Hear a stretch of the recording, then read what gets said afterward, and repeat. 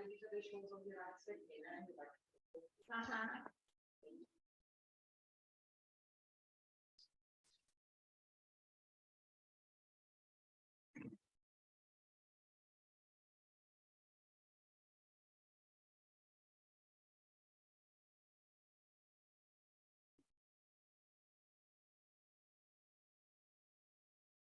Pô, vou ver, não.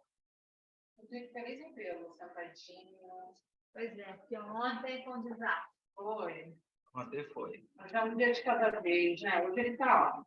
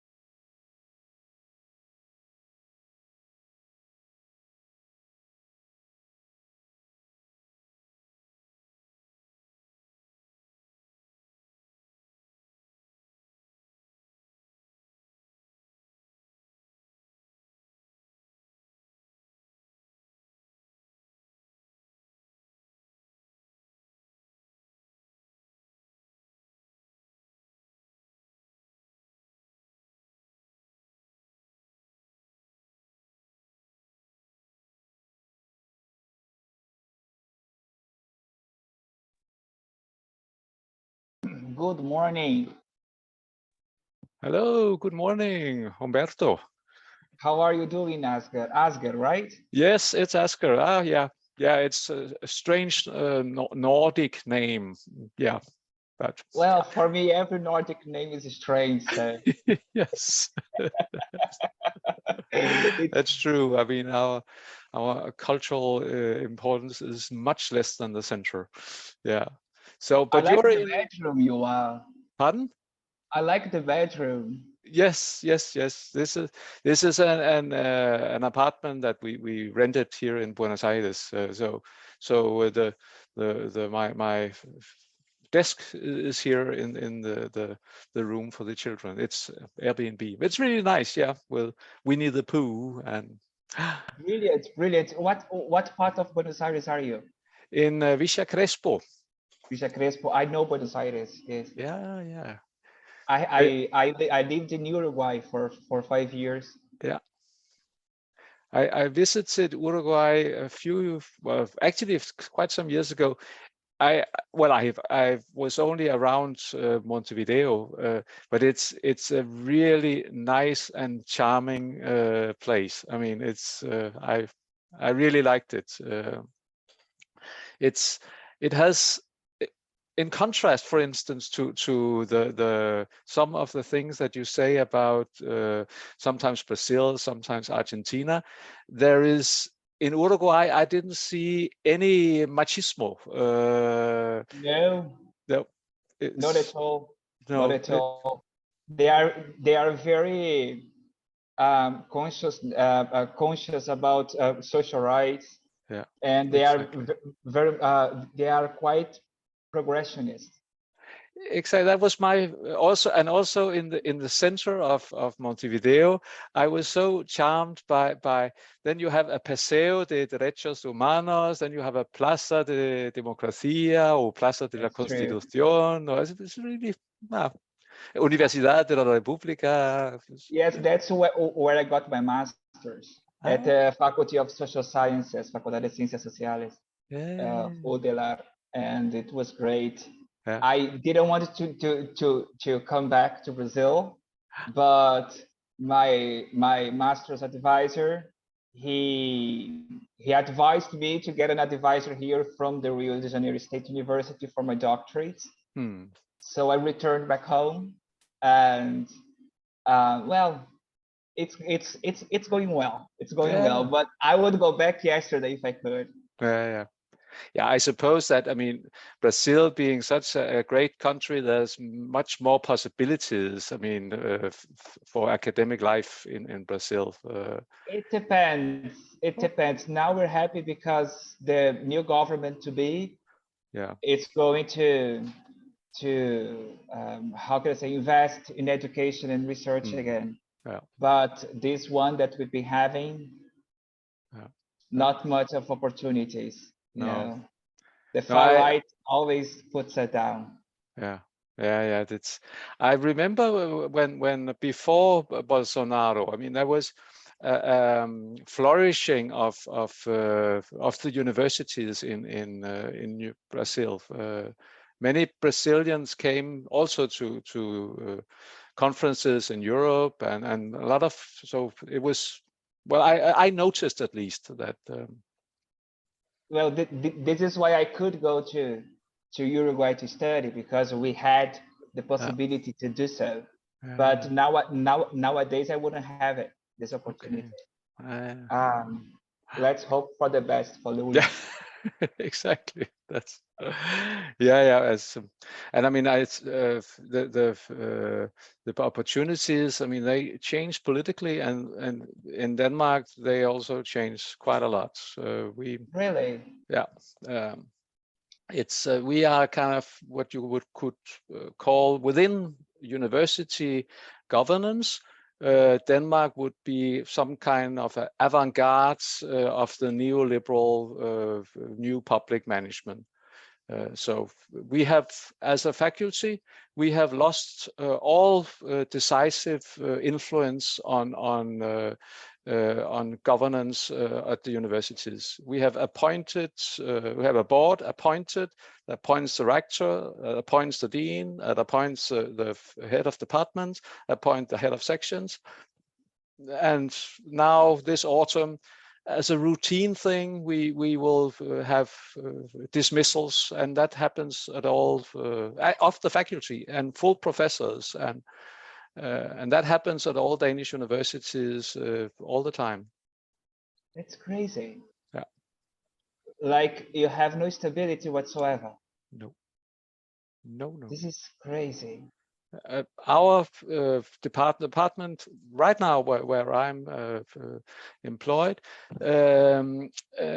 faces a small financial problems. I mean, all departments sometimes have budgets that does not work, and my university is a huge university. I mean, really huge. We are talking $1 billion US dollar turnover.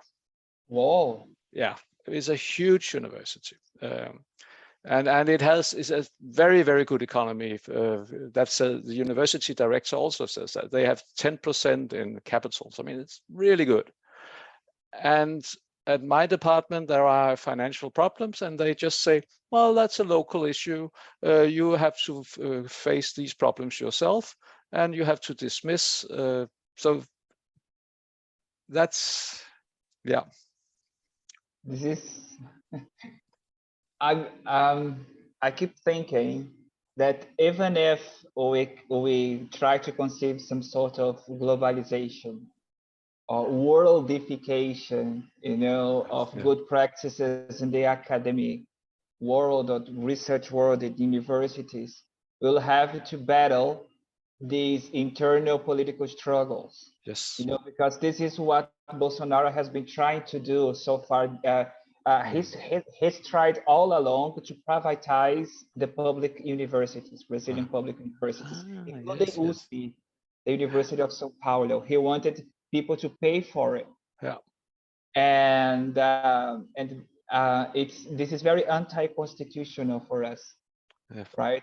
Because we have quite clearly separated the boundaries between the public offering of education and the private offering of education. Yeah. And actually, it really strikes me when we try to conceive Denmark and Sweden and Norway as the most how can I say avant-garde, right? Welfare but they are states. avant-garde in the wrong direction. Exactly. Yeah. Yeah, it's really sad. I must admit, but it's something that had been going on for the last 2 decades, and that had prompted me into another area of philosophy of education, namely to look into academic freedom, to look into the idea of the university and things like that. So I mean, for me, it has so far, while I still have my post, it has prompted research also. So yeah. But it's sad. So far, there is no charges of tuition fees in Denmark. It's still provided education for free to students. But the present government right now wants to cut down the master level from 2 years to 1 year. Really? Yes. And do they give a reason, or they just want to do it? They say that you can learn enough in 1 year. You don't have to spend 2 years. So, well, hello to you coming in. We're just having introductory conversation. I just had to plug my computer. Hello. Yes.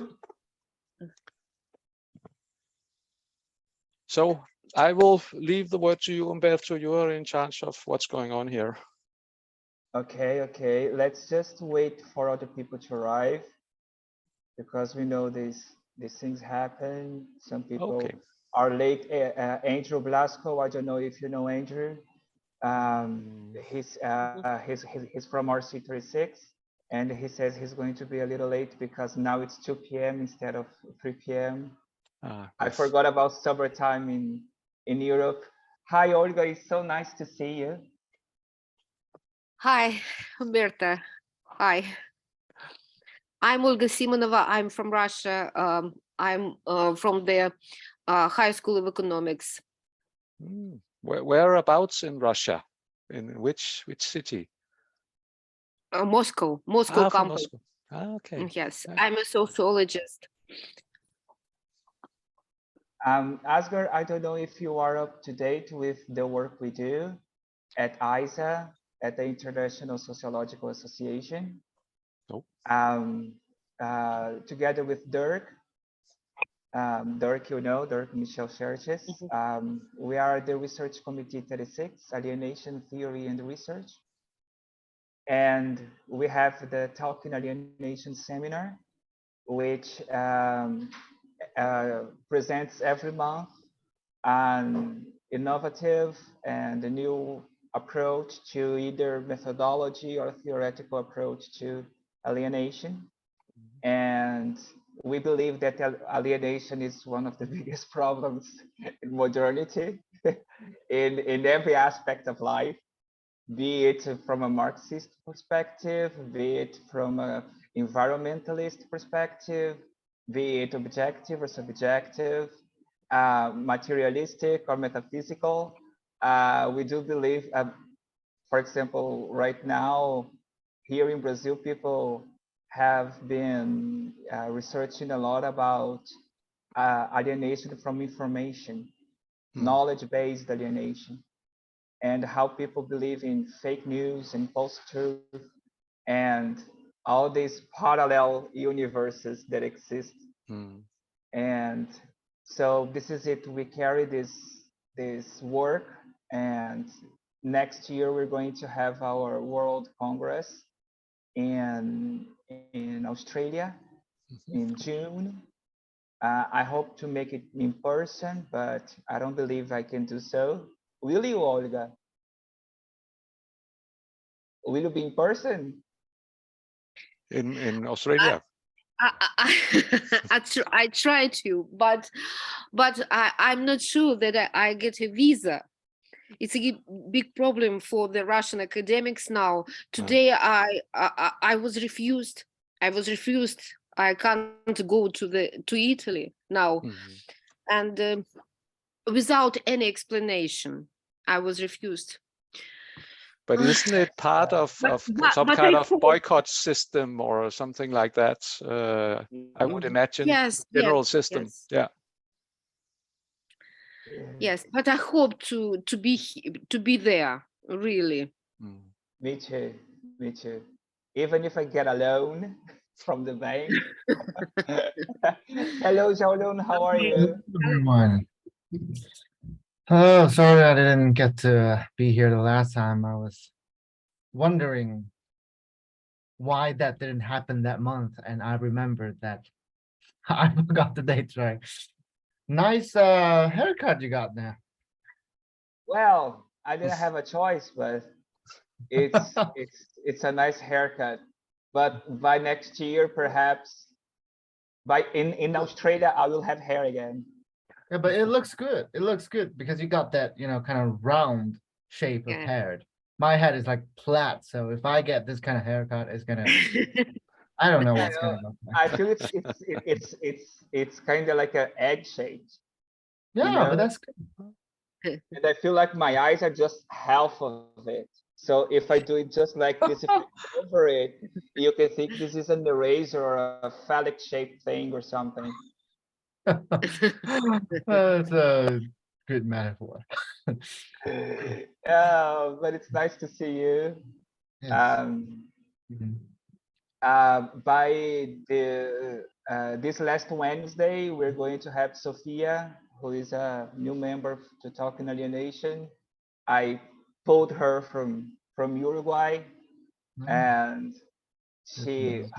her work is really good, especially with the critiques. You remember Dirk has lots of critiques about Rayagi's take on alienation, and which I don't know if I follow his critiques. I don't know if I'm up for that, but anyways, it's always nice. to hear and listen to new approaches. Exactly. It's always nice to have new people.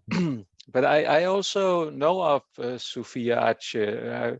I was in a little contact with her a few years ago. So she worked on alienation for a long time. So I mean, she's a really dedicated scholar, as far as I can understand. Yes, yes, she is. And hello, Professor Sørensen. We haven't met Hello. before. Hello. I am a Darwin master student near here. Let me see, what time is it? Oh, it's 10 minutes. Let's wait for another. Here in Brazil, we have this cultural thing that if you show up on time, you're very rude. In Denmark, we have the idea of the academic 15 minutes. So I mean, it's part of university culture. If it says the lecture is on 12, then people will only start at 12:15. But Exactly. here that works for everything, not only for academic, but for birthday parties, for reunions, for everything, for doctors' meetings, for everything. But isn't it for like party where you had to arrive like 1 hour late? Only. Yes, yes, you can arrive later for a party because you do the big entrance thing, you know, bah, I arrived. And then people look at you. But I hope that we do not face that problem, that in an hour from now, people will show up from Europe. That would be unfortunate.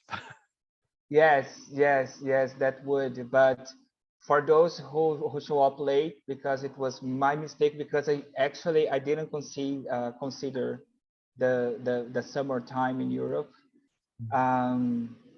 We'll have it recorded and we're going to send them. Ah, that's good. Yeah. The recording. And just to let you know, Dirk unfortunately cannot be with us because he had a loss in his family. Yes, he wrote me also, so that's too bad. But yes, I'm looking forward also to have the recording of. Oh yeah, one thing. For me to be able to share the screen, I should be co-host or something like that. Okay, let me see it right now.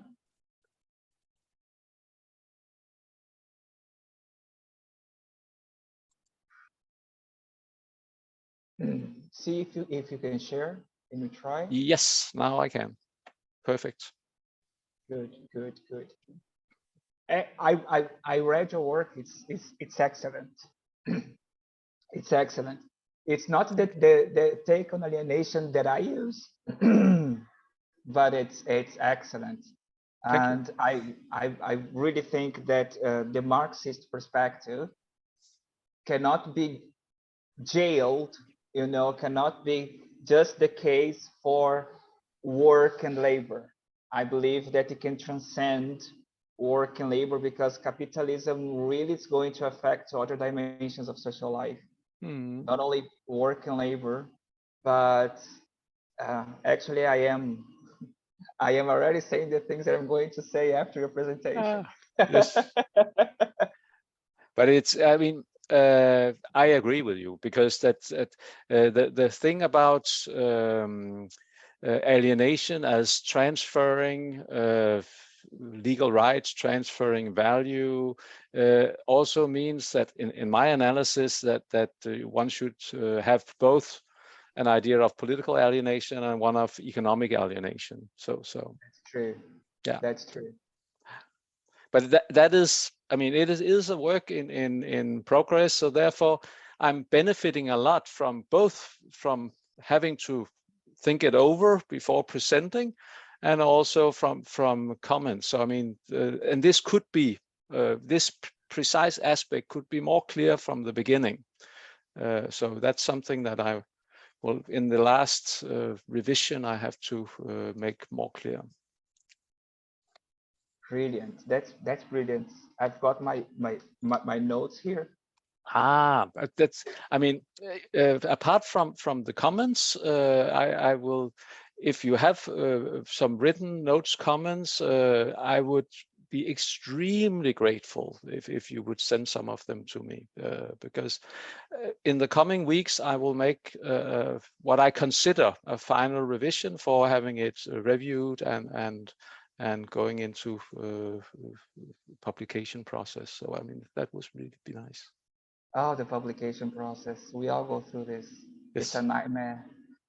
Well, I mean, I don't know what you're thinking of, but I think this will be rather smooth, but hopefully. Yeah. Yes, each process is different from the other, right? And it's different when you're invited or when you're part of a group that's already about to publish, or when you send your novel manuscript to a journal and then you light a candle and you pray for the peer reviewers to like you. I must admit that I consider publishing the work in a series that I co-edit with a colleague. So, I mean, that gives me more smooth access than just waiting. That's true. That's true. Hello, Andrew. It's nice to see you.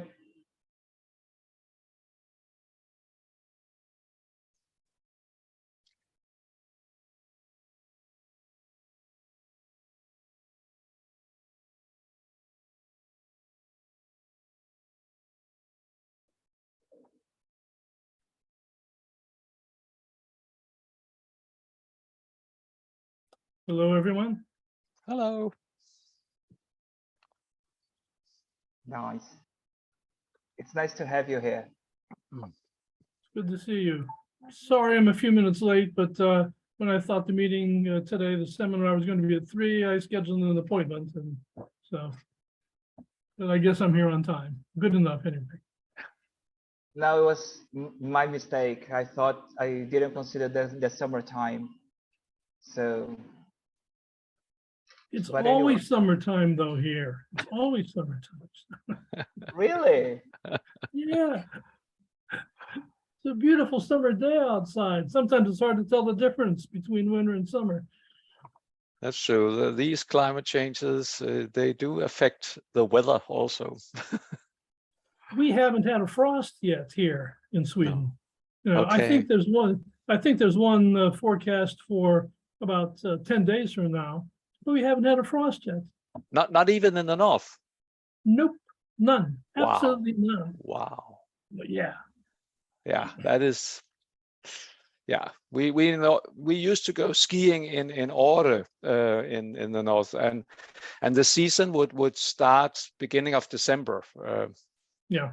Yeah. I mean, I can recall snow up to my knees before the end of October. That's unusual too. That's unusual too. But still, yeah.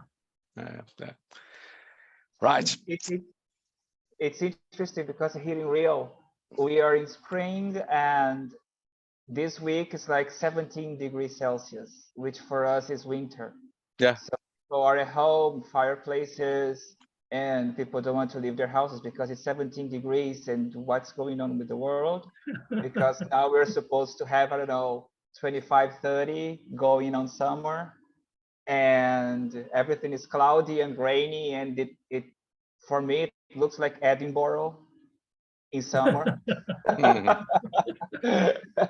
When I lived in Alaska, it was like this. So the world is changing. Mm-hmm. I wonder if we should start. Yes. Yeah. Yes. Let's do so. Yes. So everyone, I just want to thank everyone for being here. I want to thank Professor Asger Sørensen. Did I say it right? Yes, that's actually very close to how we would pronounce it. I don't know how to do the Sørensen. No, but it's quite good. Thank you very much. Professor Asger is from the University of Aarhus, right? He is an associate professor of philosophy of education at the University of Aarhus. And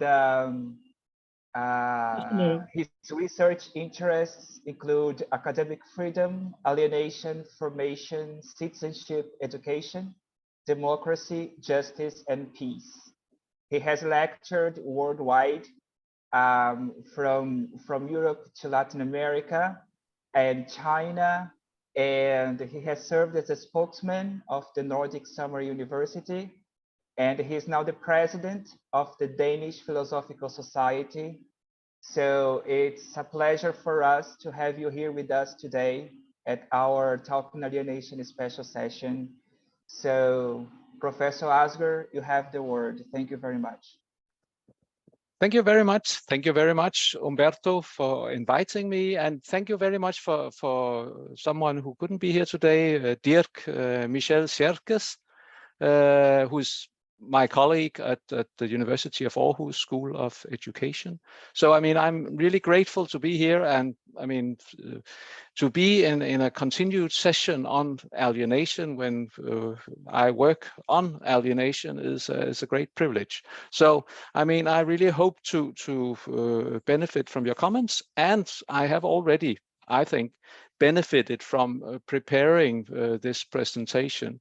This is a work in progress, and therefore I still make various realizations along the way about how this subject should be treated the way I consider it. So what I will do here today is that I will read some parts from the introduction. And I mean, when I say introduction, it's an introduction to what will be a short monograph. So it will be a presentation of the project, and then in this presentation I will sketch the project, and then I will read a little part of a concluding section where I summarize some of my findings. So this is the way I have planned it, and I hope that I will be able to make sense of it along the way. So let me start simply by reading this part of the introduction to present my approach to this subject. So today, in the traditional homelands of Western modernity, there is a widespread experience of crisis. Main material challenges are mostly presented as economic and ecological, but within many societies there are also increased perceptions of social, political, and cultural malaise.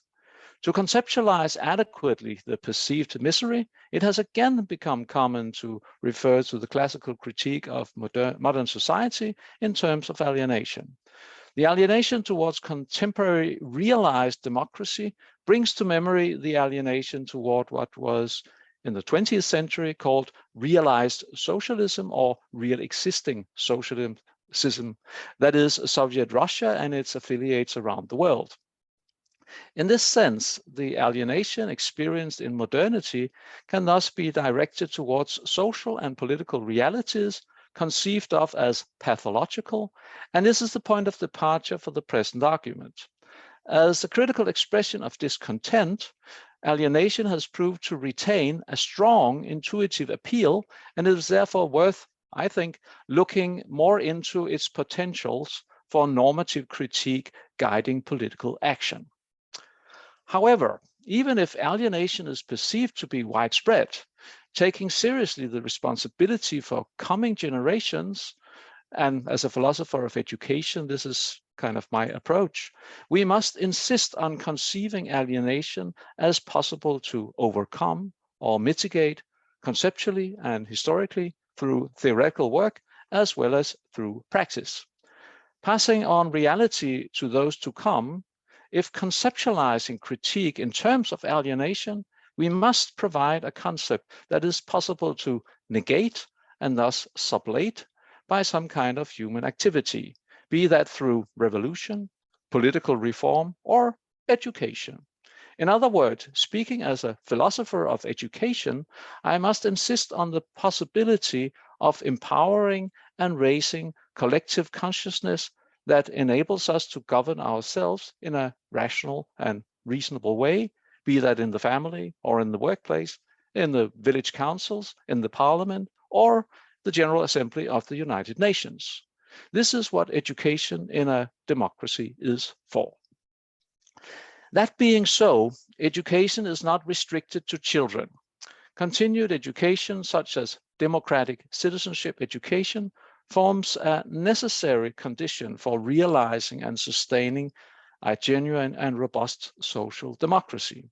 Being partly inspired by Jürgen Habermas, I have already argued elsewhere that democratic citizenship education must combine insights from both socialism, liberalism, and republicanism, but also that the successful education to real social democracy must transcend these well-established social and political agenda, ultimately endorsing a very broad conception of the political that stimulates added emphasis on cultural and aesthetic issues. My overall philosophical ambition is thus to facilitate conceptually education and thereby citizenship education for social democracy. The assumption being, however, that in the real world of contemporary capitalism, this ambition is challenged in particular by alienation.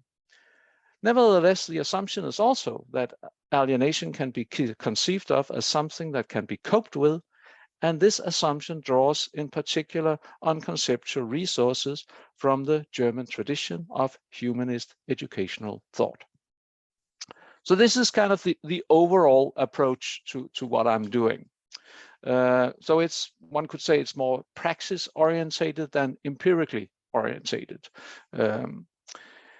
Recuperating the idea of alienation in an educational perspective, one must relate to the fact that alienation has been a crucial element in different kinds of critical reflections on the human predicament of modernity, and that consequently there has been strong disagreement about what the term alienation is supposed to signify. Of course, alienation refers to something presumably well-known and familiar becoming alien and unfamiliar. But when further specification is undertaken, almost immediately principled conflicts surface. Hence, in the 20th century philosophy, discussing alienation, typically two different philosophical leanings or approaches can be detected as potentially in conflict, namely on the one side, various kinds of existentialism, and on the other side, various kinds of Marxism. Both within the two camps and across camps, subjectivity and objectivity are issues to consider in the discussion. When rounding up the present work, and that was this summer, in the leading intellectual weekly in Denmark, there was an encyclopedic column simply called Fremmedgørelse, which is the Danish word for alienation, where the first statement was that it's a fundamental human condition. That is the most classical existentialist statement. A few lines later, however, it is said that in Marxist theory, it is one of the evils of capitalism. One does not, it said, possess one's own workforce, but have to sell it piece by piece. And at the assembly line, one does not understand what one produces, only that somebody else will have the profit. These distinctions between subjectivity and objectivity, empirical work and philosophy, and within philosophy, between existentialism and Marxism, has been around for decades and may be considered classical for the discussion of alienation. Displacing the current constructivist trends in social and political philosophy, including critical theory, in the present argument for reintroducing the critique of alienation, I will take seriously a speculative and metaphysical focus on history, economy, and philosophical anthropology, bringing to the fore elements of the original Hegelian Marxist analysis of alienation that have not, to my knowledge, and I might become corrected on this issue, that has not, on my knowledge, been sufficiently taken into consideration in contemporary philosophical discussion. In contrast to Rahel Jägi and Hartmut Rosa, whom I have discussed critically in more detail elsewhere, Marx's concept of human flourishment and alienation certainly demonstrate what we in some parts of philosophy would call a certain thickness. And even though in some Marxist discussions, this question of human nature may still be considered controversial, as I have argued elsewhere, classical humanism is worth developing also today, not least in relation to education.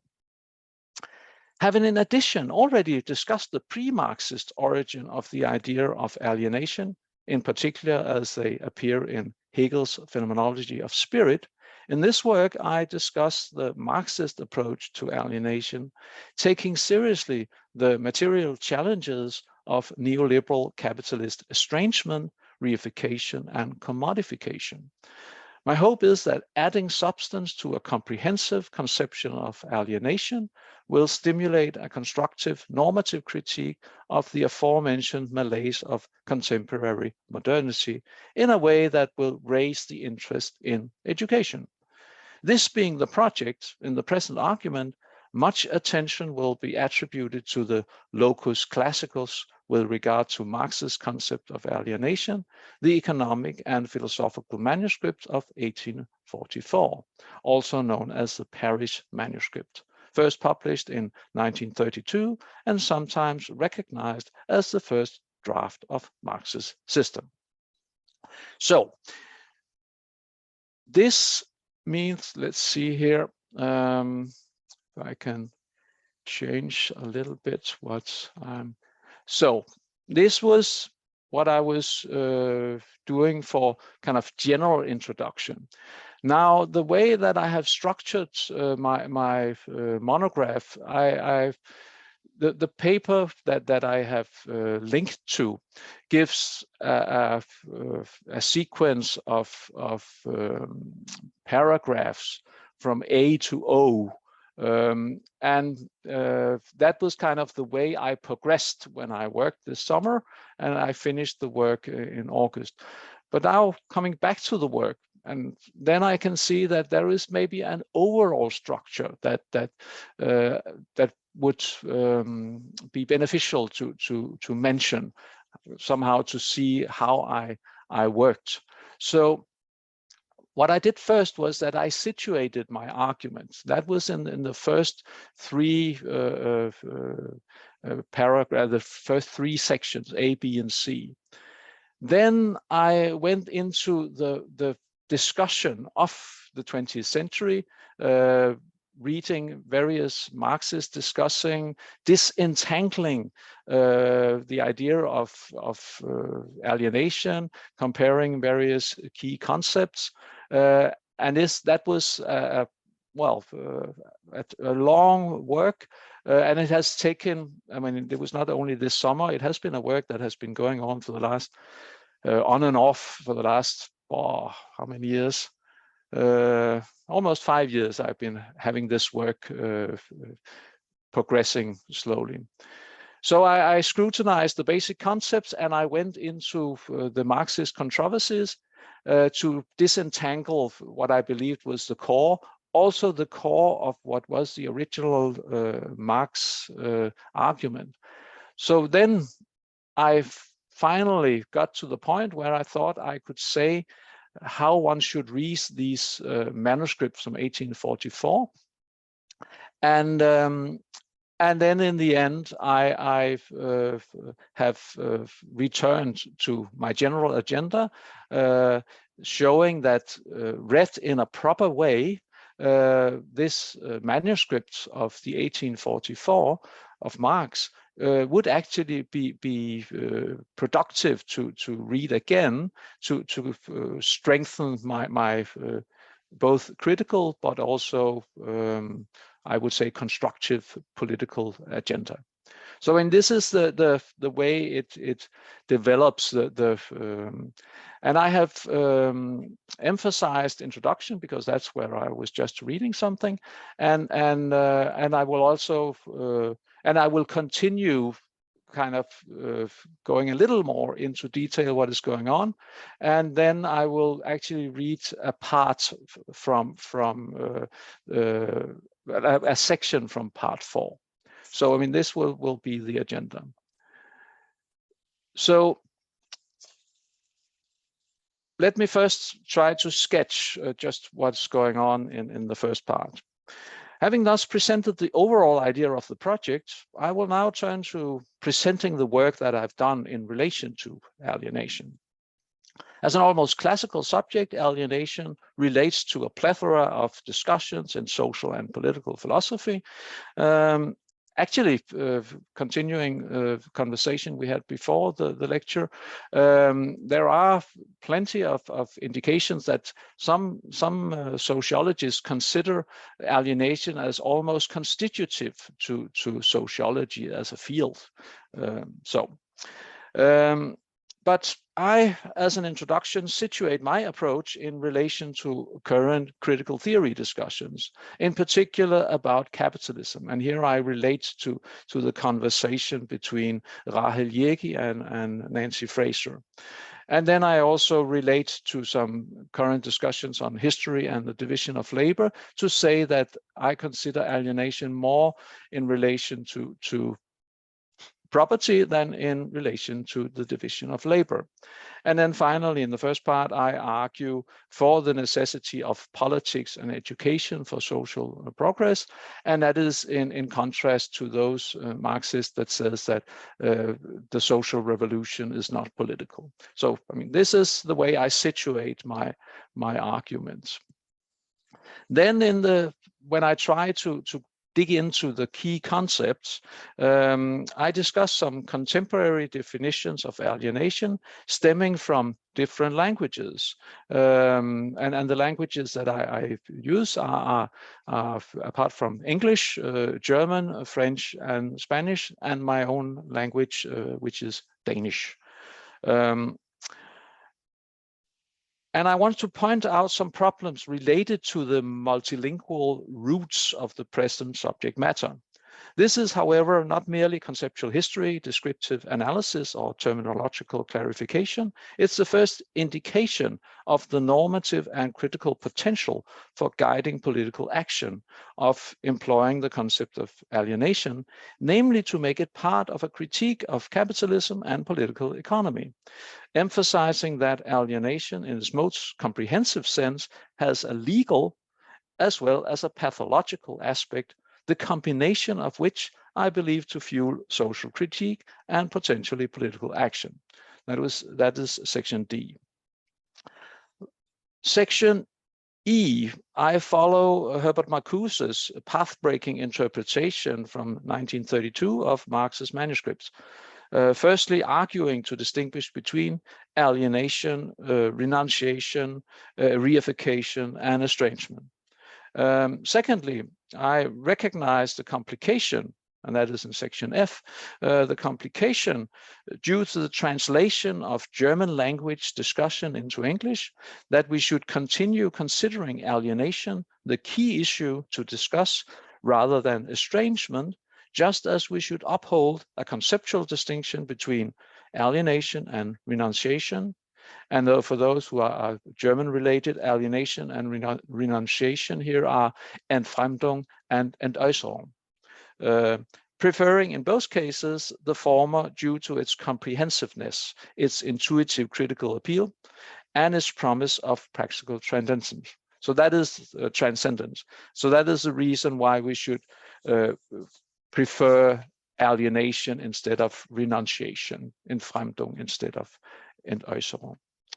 And then in section G, in order to pursue this practical philosophical project, I commend Marcuse's interpretation of Hegel and Marx from the 1930s and 40s, and consequently also Marcuse's classical philosophical approach to critical theory, that is metaphysical realism, subject philosophy, and philosophy of consciousness. Having elsewhere defended classical critical theory and distanced myself from the post-metaphysical agenda of contemporary critical theory and post-metaphysical agenda of contemporary critical theory, that is from Habermas, Honneth, and ongoing. Where was I? well, yeah, having myself distant from the post-metaphysical agenda of contemporary critical theory, and in particular the proposed universalization of the experience of alienation in modernity, and those who propose the universalization of the experience of alienation in modernity could be, for example, Rahel Jägi and Hartmut Rosa. I endorse instead the Hegelian idea of work in Marx's expressivist philosophical anthropology and Marx's criticism of forced labor, connecting the critique of alienation with the critique of capitalism. So, I mean, that was the way that I tried to disentangle alienation from the 20th century discussion in general. And then I start focusing on the Marxist discussion more in particular. So this makes it relevant, I think, to consider the relation between alienation, renunciation, and exteriorization. And that is because exteriorization is important for the metaphysics of work in Hegel and Marx. Since conflating these concepts, alienation, renunciation, and exteriorization, as all expressing fundamental existential living conditions, implies, I would argue, a concept of alienation that threatens to make political and educational initiatives toward a better world appear as futile. In continuation, I revisit the late 20th century Marxist controversy concerning alienation, showing why it became such a crucial issue for the so-called real existing socialism of the bygone Soviet bloc. The problem was that if alienation could not be criticized as intrinsically and exclusively linked to capitalist relation of production, there was less reason to accept the all too obvious deficiencies of allegedly socialist Soviet regime. That was section I. In section J, I say, well, I believe that beyond still these political apologetics of the bygone regime, there is a critical argument worth retaining. So even if it was made for political reason, this argument, I still think there's a critical nerve in it. Hence, if alienation is perceived as a universal human condition, or it is provoked by the division of labor and modern technology, and not the existence of private property and commodities, as it was in fact argued by humanists with reference to Marx, then the radical and transformative critique of capitalism would appear less relevant and socialism less attractive in terms of the good life. Today, when the desirability and legitimacy of capitalist relations of production are too often simply taken for granted, I therefore propose to take seriously the worries of the Soviet side of the discussion. Moreover, and this is section K, instead of thinking of the critique of alienation and of political economy as mutually exclusive, with the inspiration precisely from Marx's manuscripts, I take these two issues to be two aspects of the same critique of capitalism.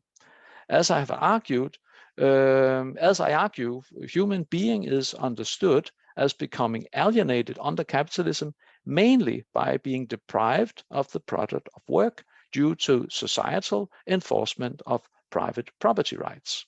Alienation is thus implied by capitalist exploitation, and as such, it should be handled through social democratic politics, economy, and law, that is, as an objective societal condition in need of change, not merely as a subjective human experience regarding the meaning of life or technological innovation.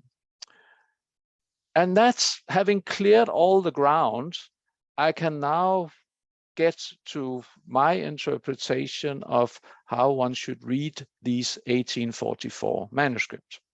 So an important step, and this is section L, in this direction is to reconstruct the manuscripts in a way that facilitates the understanding of the crucial role that alienation plays in the critique of political economy.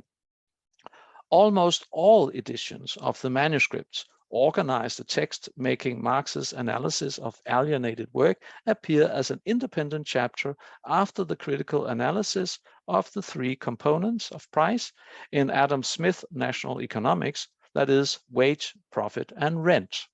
In fact, however, Marx developed the critique of alienation within the critical analysis of the latter three categories, ultimately arguing that alienation is not only the worker's experience of the object and the work process becoming alien and man becoming alien to himself and his fellow human beings, but also the unjust transfer of value from the producer to the proprietor due to property rights. In section M, for Marx, criticizing alienation implies criticizing the political economy of capitalism. When it comes to wage, this is the result of the struggle between worker and capitalist, where the former is destined to lose. Basically, value is produced by the utility to an object added through work. The worker thus produces the value, but in a capitalist society, due to property rights, value is alienated. Here comes alienation in this term. Value is alienated to the capitalist where it is accumulated. So value is alienated by being transferred. The fundamental contradiction of Smith's National Economics is that it purports to contribute to the wealth of nation, but in reality it leads to the misery of the majority of society, namely the working class. And now comes a short presentation of the section that I will read from afterwards. Section N. As an expression of human being, work itself is exteriorization and objectifying, and thus potentially estranging. However, under capitalism, the renunciation of the product makes possible private property, and thus the alienation of the produced value. Economic alienation due to private property relation thus involves both the alienation of the produced product in relation to the worker and the alienation of surplus value from the worker to the proprietor. This I will go into more detail afterwards. Then in the last section, those of you who have consulted my manuscript may notice that I have added an extra word after O, a P, and that is because I realized that actually most of what I wrote in the conclusion would actually be more correct to make it an own section that brings back the argument to where I started. So I will change my manuscript there. But the idea is that the critique of alienation transcends technology and economy. The answer to the challenge of economic alienation being thus at first political. And this is by suggestion of Marx. Maybe surprisingly, Marx's idea of communism reveals a very comprehensive concept of politics that does not only emphasize the question of distributive justice, but recognizes societal life as ideally enriched democratically by education, arts, and scholarship. And this is a conception of politics that I think merits continued attention, also when reformist social democracy is preferred to revolutionary communism. In politics, the sovereign rights of the individual that are said to be inalienable are alienated to the state. Hence, politics necessarily implies transferring, that is, alienating sovereignty from the citizen to the state. And ideally, I would say this is a social democratic state of law, which of course is very much different from what is mostly called social democracy in real life. So, but in general, I thus, and this will conclude my presentation here. In general, I argue for a metaphysical realist understanding of alienation in terms of the unfulfilled promises of modernity due to capitalism and militarism. Hence, employing the rich Hegelian philosophical anthropology, metaphysical concepts become available to understand work as a conscious activity, as well as the coming to self-consciousness through more or less radical consciousness raising processes of experience, in particular politics and education. The comprehensive political economical critique of alienation implies the need for a continued public education, including citizenship education. To have practical impact, however, the critique of alienation also implies expanding the idea of education to make it appear both meaningful and attractive, even to alienated citizens of real-life capitalist democracies. And this is where Marx's idea of communism becomes important.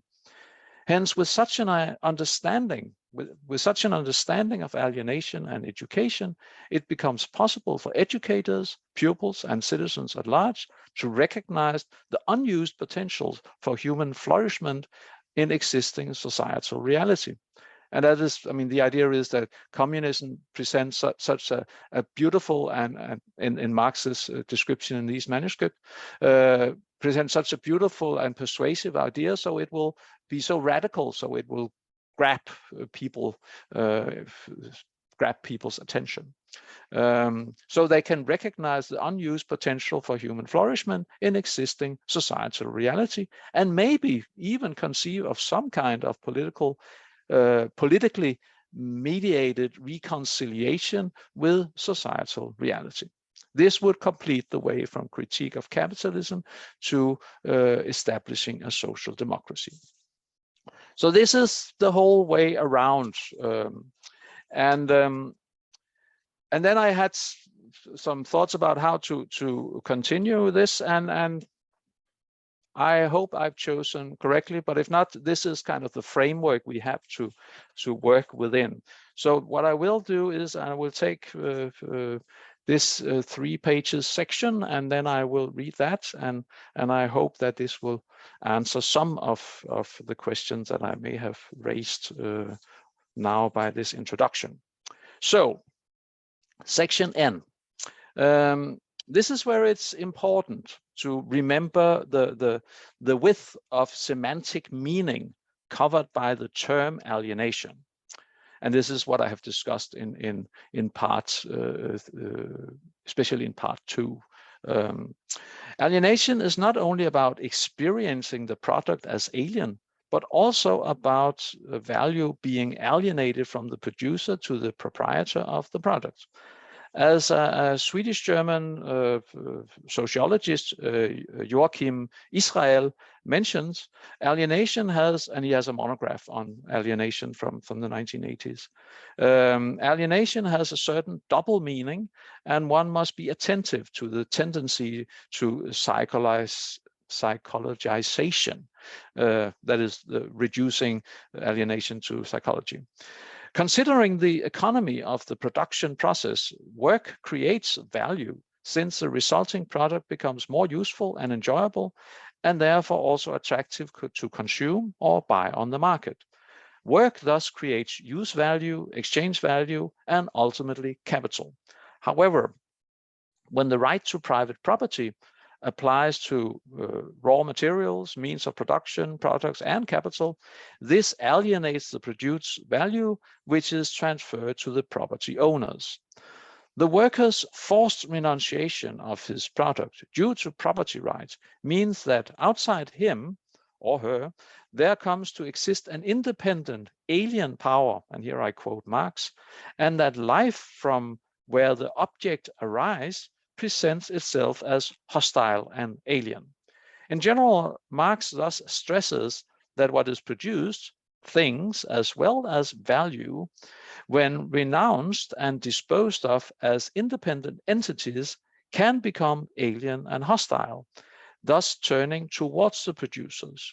This happened historically under feudalism as well as under capitalism. In the latter case, most acutely with the accumulation of capital, resulting, for instance, in the offensive demonstration of wealth that Marx also describes. As Marx argues, recognizing the rights to private property, the workers alienate the value of their work to the capitalists.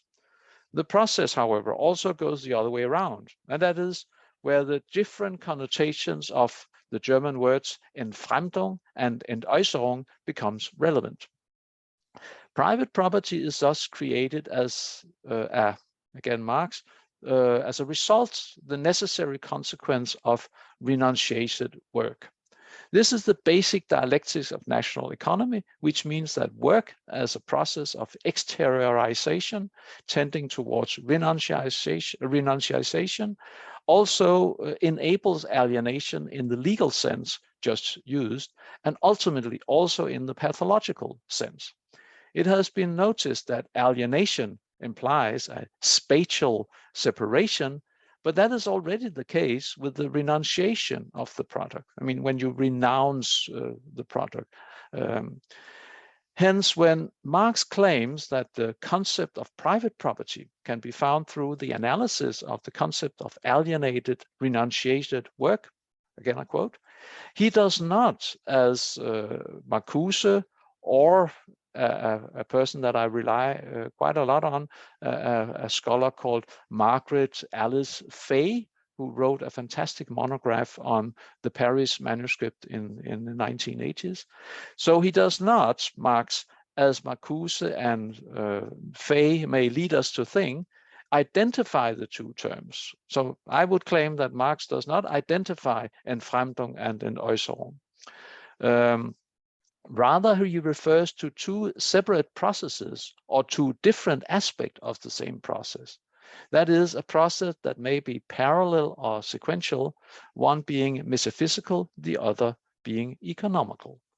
It is renunciation or surrender of the product in time and space that enables transferring the value added by the work, but the two processes are not the same. They must be distinguished analytically, even though in the detailed and precise dialectical analysis, they must be considered both apart and together as part of the same totality. As Fay stresses, through Hegelian dialectics, Marx synthesizes what empirically are separate phenomena. Regarding renunciation, that is Entäußerung, as already indicated, initially Marx follows Hegelian metaphysics and anthropology, where work is exteriorization of oneself into an object that gets its own identity and independency. However, what was initially only exteriorized through work and objectified as a result of work, that is, as an independent product, now has to be surrendered by the producer due to private property rights of another. Objectivation and the independency of the product in itself are thus sources of distance, separation, and estrangement.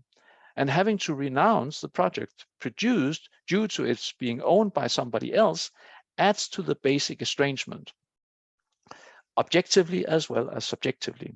The result being ultimately alienation as both legal transfer and a pathology. That is a pathological, I would say, legal transfer, since capitalism with its system of law is a historical pathology that must be overcome. In Marx's word, the objectification presents itself as a loss of the object, that the worker has been robbed of his necessary objects, not only for his life, but also for his work. Hence, as Marcuse argues, already in the initial exteriorization, there is a tendency to surrendering or renouncing the final products. Already in the objectification, there is a tendency to reification. Hence, reification and renunciation are not merely contingent historical facts, they belong to human being. Regarding alienation, for Marx, there are subjective as well as objective aspects. Alienation arises from the fact that my provisions, again, I quote Marx, my provisions for living are another's. That's what is my, alienation arises from the fact that my provisions for living are another's. That what is my wish is the property of another. Hence, due to recognized and enforced property rights of the value added by my work to the value provided to by nature, a substantial part of it is transferred to the proprietor, namely the value that exceeds the value of my waged labor. Again, Marx, wage is an immediate consequence of the alienated work, and the alienated work is the immediate cause of private property. I mean, this is the idea of alienation as transfer that is also included in Marx's analysis. The alienation of surplus value is accumulated as capital, and therefore ultimately capital is also the product of labor. Both renunciation and alienation are processes that take place in reality and can be experienced as such. As it has been remarked, my renunciation happens in the world. Both cases, renunciation and alienation, can be considered ontologically and epistemologically, calling attention to historical, existential, or phenomenological issues. None of them can therefore be reduced to simply being individual subjective experiences or psychological pathologies. And that one could say that's one of the positions that I argue against. It is reducing alienation to a psychological pathology. The processes are real as determining metaphysical and economical process, especially in a capitalist society. But one can be more or less aware of them. Hence, one can have more or less clear consciousness of the reality of alienation, and therefore also have a false consciousness about being alienated, typically due to the discursive hegemony of the ruling ideology. And I endorse this idea of false consciousness in contrast to many other people also within critical theory. As I have argued recently, a classical ideology critique is still important, and the critique of political economy is a prime example of this genre. I have discussed critical theory with other critical theories in various journals. Finally, recognizing the difference of the two issues, that is Entfremdung and Erneuerung, alienation and renunciation. When criticizing capitalism, I still believe that alienation is what we should focus on rather than renunciation. That is Entfremdung rather than Erneuerung. As Marx argues, private property is the material resumed expression of renunciated work. Had Marx argued in English, he could have used alienation, but in German, he had to use Erneuerung instead of Entfremdung. Ultimately, renunciation is thus the material and logical precondition of private property.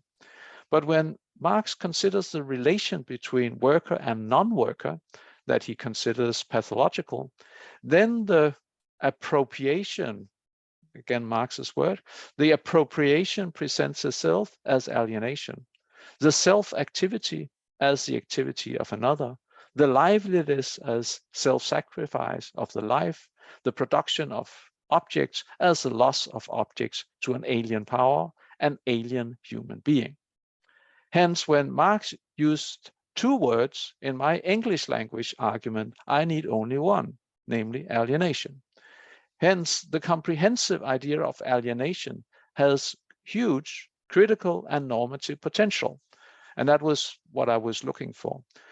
Comprising separation, estrangement, hostility, pathology, and the loss of value that are the result of forced labor due to private property under capitalism.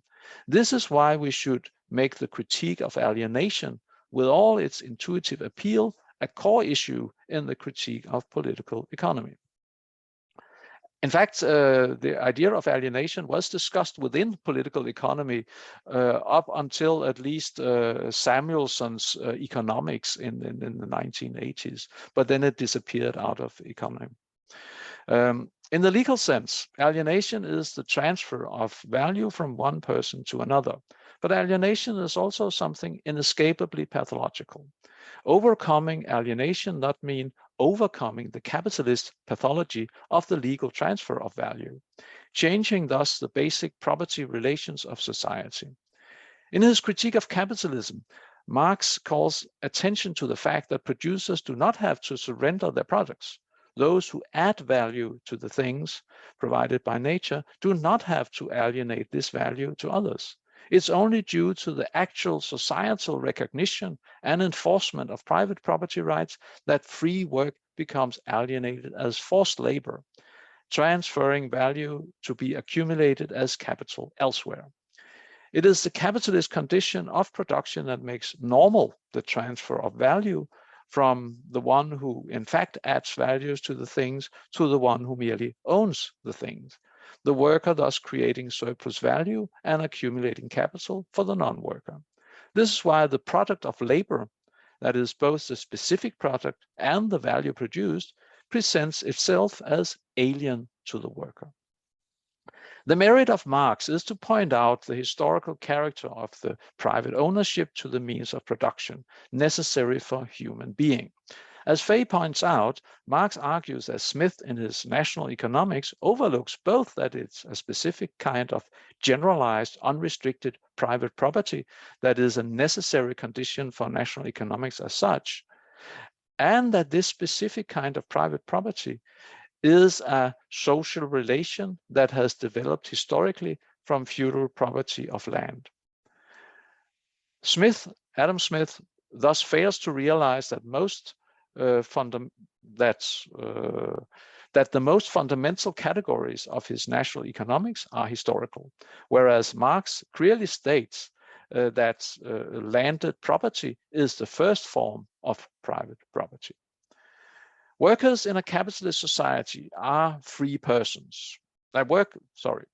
Workers in capitalist society as free persons are thus constituted by a historical process of alienation, being first alienated from their land by the feudal seizure of land that included the seizure of the people that lived on the land.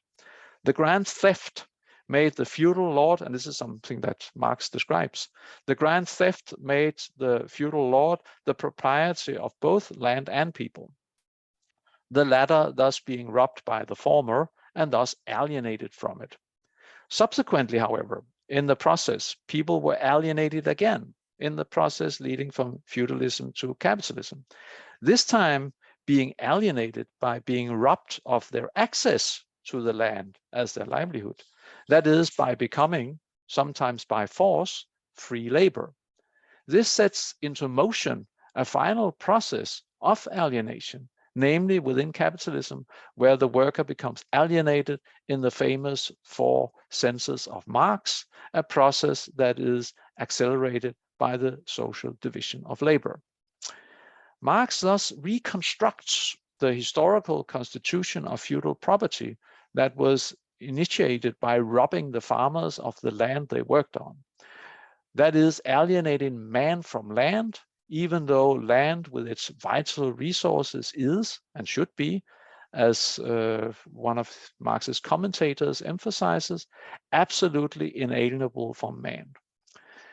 This is a process of alienation in a very comprehensive sense. The farmers thus being firstly alienated from both their means of production and their means of subsistence by the brutal theft of the feudal lords.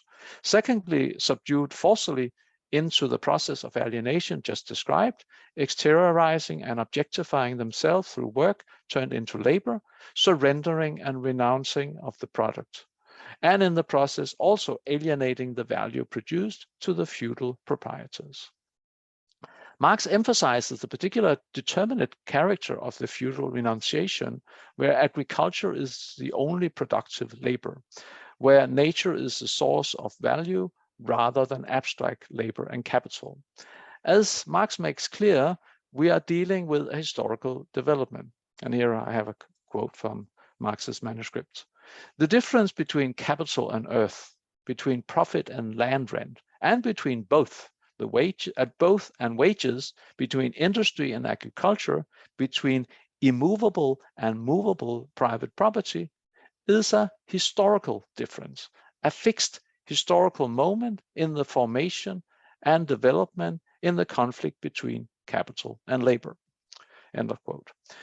When Marx celebrates capital's, as he calls, civilized victory, he recognizes the structural strength of capitalism in relation to feudalism, emphasizing thus the progression of the historical process.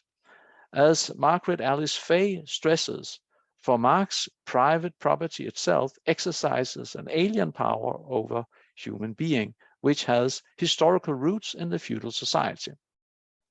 Neither private property nor alienation began with commodity production and the market for private sellers and buyers. They both go back. I mean, both commodity production and alienation go back to the separation of producers from the means of production that was institutionalized under feudalism. Hence, there is also continuity in the development of alienation from feudalism to capitalism. And since this development is a result of human action, it can also be changed by the same means. That means that one can still make political, educational, and revolutionary changes. Moreover, as a Hegelian, Marx considers history a dialectical process of sublating contradictions. According to Fay, the third speculative stage in Hegel's method reveals the hidden unity of a contradiction. And for Marx, this means unifying issues which at the abstract stage, for instance by Smith, are considered independent empirical phenomena, that is, private property and alienated work. As Marx emphasizes, national economics takes the fact of private property for granted. It does not explain it. National economy, he says, thus only gives an abstract account of the material process. It does not conceive of the law, that is, the laws that govern capital and market. And now I will, this will be actually the last section I will read to you, and then I will hopefully open the floor for discussion.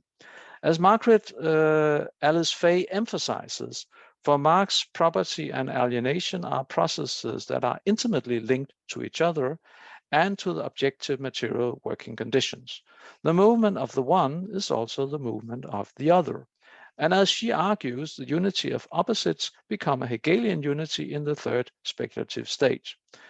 What national economics takes for granted, that is, private property and production, Marx explains as historical phenomena, which in turn ultimately explains the real and material contradiction of political economy, namely that work creates wealth that is accumulated as dead labor, but as it was already noticed by Adam Smith, that living work, that is the working class, and these are words that Marx already uses in this young stage or this early stage.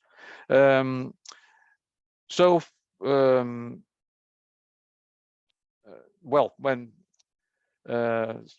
here I've stumbled over something that I should have simply continued. But as it was already noticed by Adam Smith, that living work, that is the working class, is characterized by misery and impotence. This is the consequence of the products being governed inhumanely by laws, the laws just mentioned, rather than by the workers themselves. Workers are therefore alienated by capitalism in the most comprehensive sense possible. And as I've mentioned a few times, this is why we should retain a critique of alienation as integrated in a critique of capitalist relations of production. Thank you very much for your attention.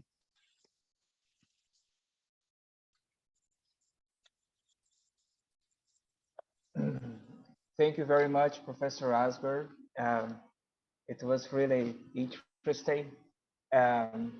Actually, I will open the floor to the others, so I will be last. But I have my notes here, and I just want beforehand to thank you for your presence. So please, Andrew, you have the word.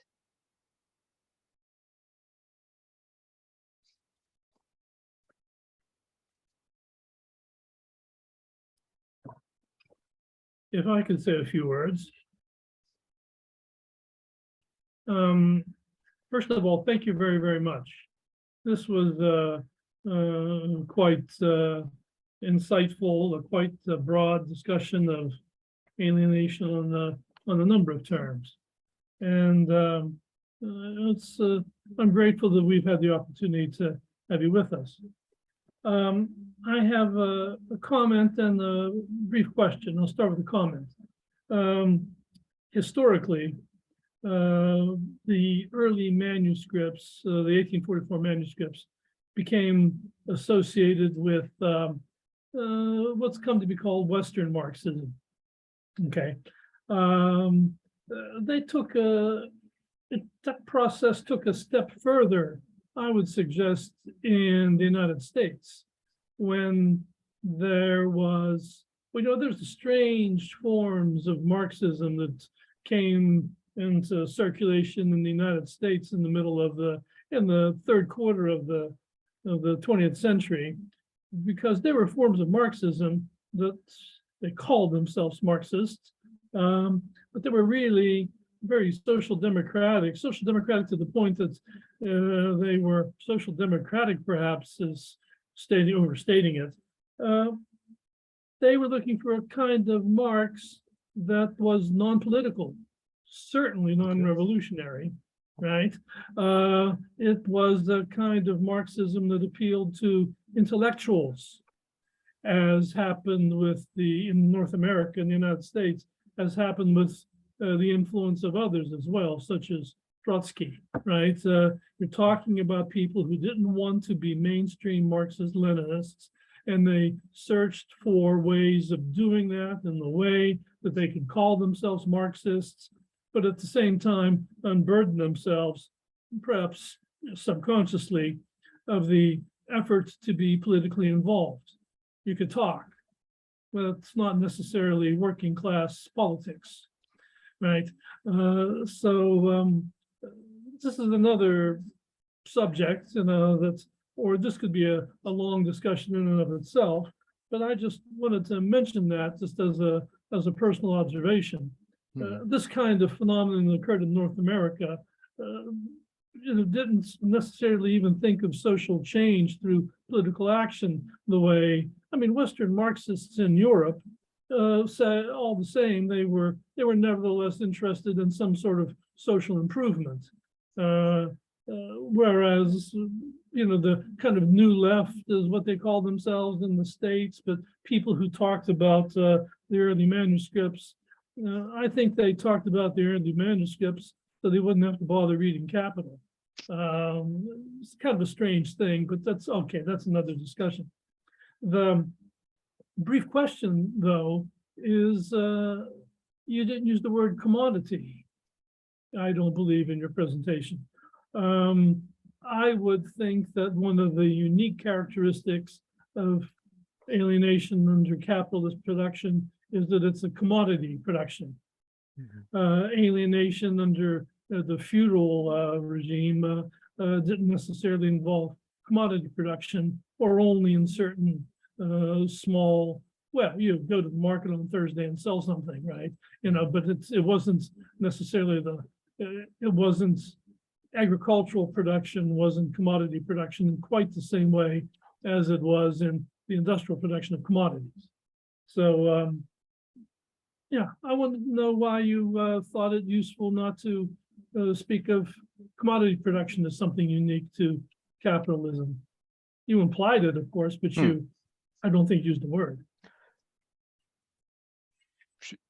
What do you say, Umberto? Should I simply answer, Andrew? Or how do you? I believe it's up to you. Let's. Okay. Yes, Yeah. please. Okay, but then you must tell me if I somehow do not follow your usual norms. You're perfectly right, both in your commentary and your question, that there is a tendency in my reading that goes in the direction of one could tell an intellectualized preoccupation with the young Marx. So, and to take the last question first, first, matter of commodity. as far as I understand it, and I plead guilty to the suspicion of reading the manuscripts and not having done the work to read the Capital. But as far as I understand it, yes, commodity production is constitutive, and that means a necessary constitutive element in the alienation of capitalism. And I actually mentioned it along the way. I credit Herbert Marcuse for emphasizing commodity production and commodification as constitutive, and therefore that he should, rather than take the Lukács idea of reification, he should himself had stayed with a term like commodification, which would be more precise, because both for himself but also in general. So I mean, I think at that point I'm with a rather mainstream Marxist interpretation of the logic of alienation, if there's a mainstream around alienation. But I mean, I think it's rather uncontroversial. So I mean, it's just because in this section it's not something that I stressed very much. I think I mentioned commodification once, but it's so I mean, this, I think it's but when it comes to the first commentary, then there is these tendencies that you observe. And I mean, I haven't been, in fact, I've only been in the US once. So I mean, I have no real good experiences about how the New Left works in how it worked in the US, and I haven't read many American Marxists. In fact, I must admit that I never considered myself a Marxist until I realized a few years ago that I had probably become, due to my intellectual upbringing in the 1980s, I probably become what I would call a cultural Marxist. So that the categories of my formation have been formed a lot by the discourses that were taking place in Europe, and especially, of course, in Denmark in the 1980s. And they were around me, influenced a lot by Western Marxism in particular, but also about some more Eastern Bloc Marxists. So I mean, this is part of my upbringing. So and even if I don't consider myself a Marxist, I can recognize myself within some of the categories that you mentioned, namely, as I just mentioned, one who focus on the humanist Marxist, not focusing on the capital, and also defending that it should actually be meaningful. One could say that especially in section 3, I discuss some of these, not section, part 3, the sections H, I, and J. I discuss in some detail precisely these discussions between various kinds of Marxists in the late 20th century. It was very precise. We said the third quarter of 20th century. So I discuss with some of the Soviet participants and some of other participants. Not that I read Russian, but they have been translated into various languages. And I also include some Yugoslav philosophers from that period, Petrovic and Markovic and others. So I mean, I'm aware of this issue. I also discuss. I try to defend, to take seriously alienation at all, trying to say precisely that that alienation should be not in contrast to critique of political economy, but as part of political economy. So that is part of the critique of political economy. So that is my strategy. And here I benefit a lot from a fantastic work that I also mentioned from Margaret Alice Fay from the 1980s. So I mean, I can easily recognize myself in some of your comments, but also say that I haven't taken this road to as an easy way to identify myself as a Marxist. It's rather trying to get to terms with something that I was raised up with when I was a student. If I could just add one thing, I mean, I think the pre-communist manifesto writings, Poverty of Philosophy, German Ideology, 1844 manuscripts, I think they're very valuable. I don't think that reading one of those works inherently makes one an intellectualized, an overly intellectualized political activist. Let's put it that way, because there is valuable material in them. Of course, humanist Marxism in and of itself is not a bad thing.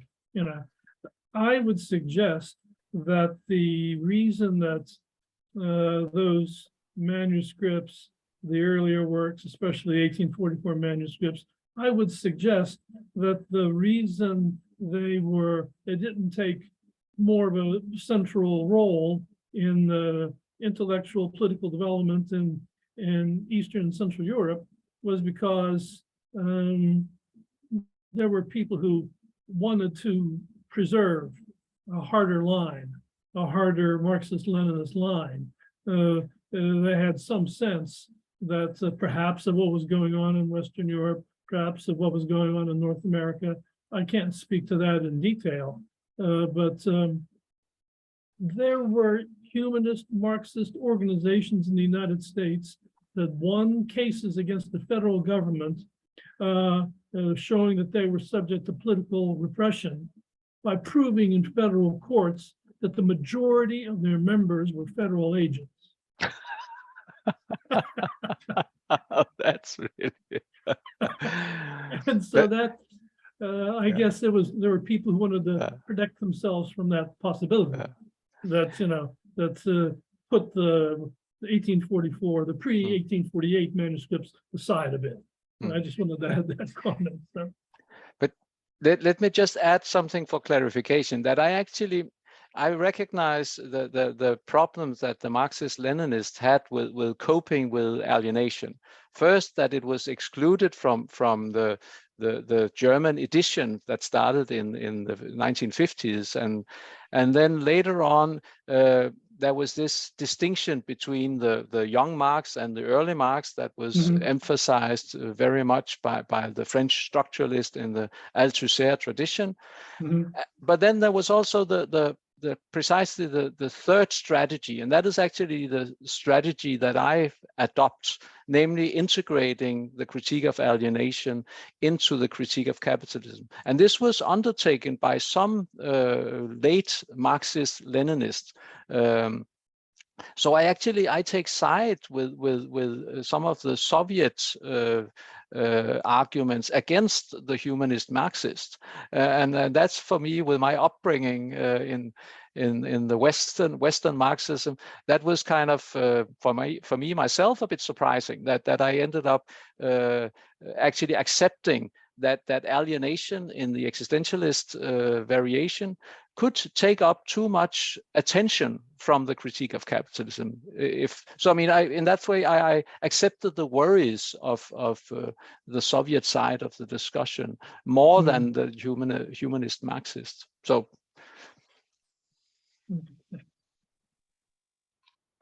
If I may pose something,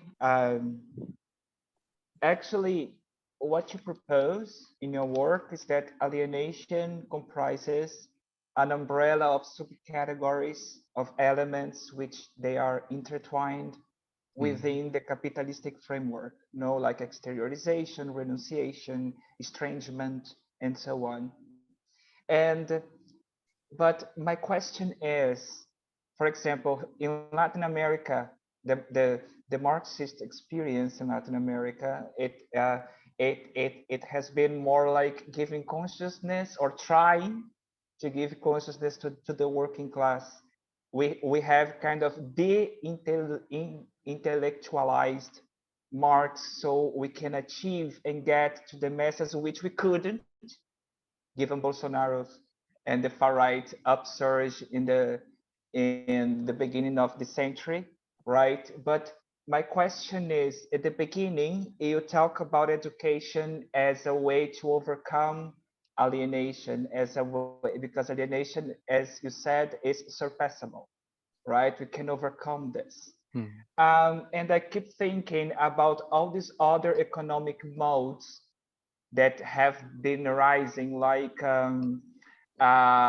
shared economies or cooperatives or green economies and all the other efforts to overcome the capitalistic framework, right? So in this regard, and together with this, you are against the reductionism to a psychological symptom, to a psychological effect, but however, there is this psychological effect together with the others, together with the framework.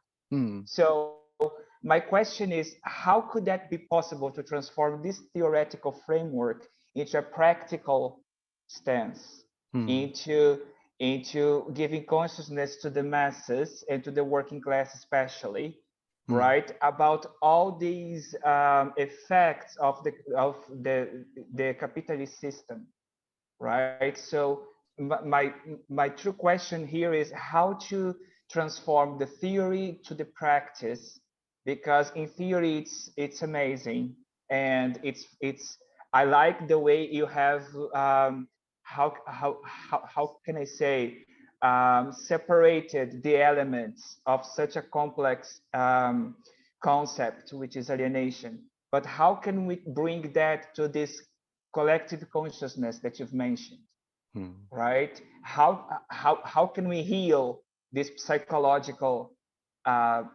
dimension of alienation? But you said two questions.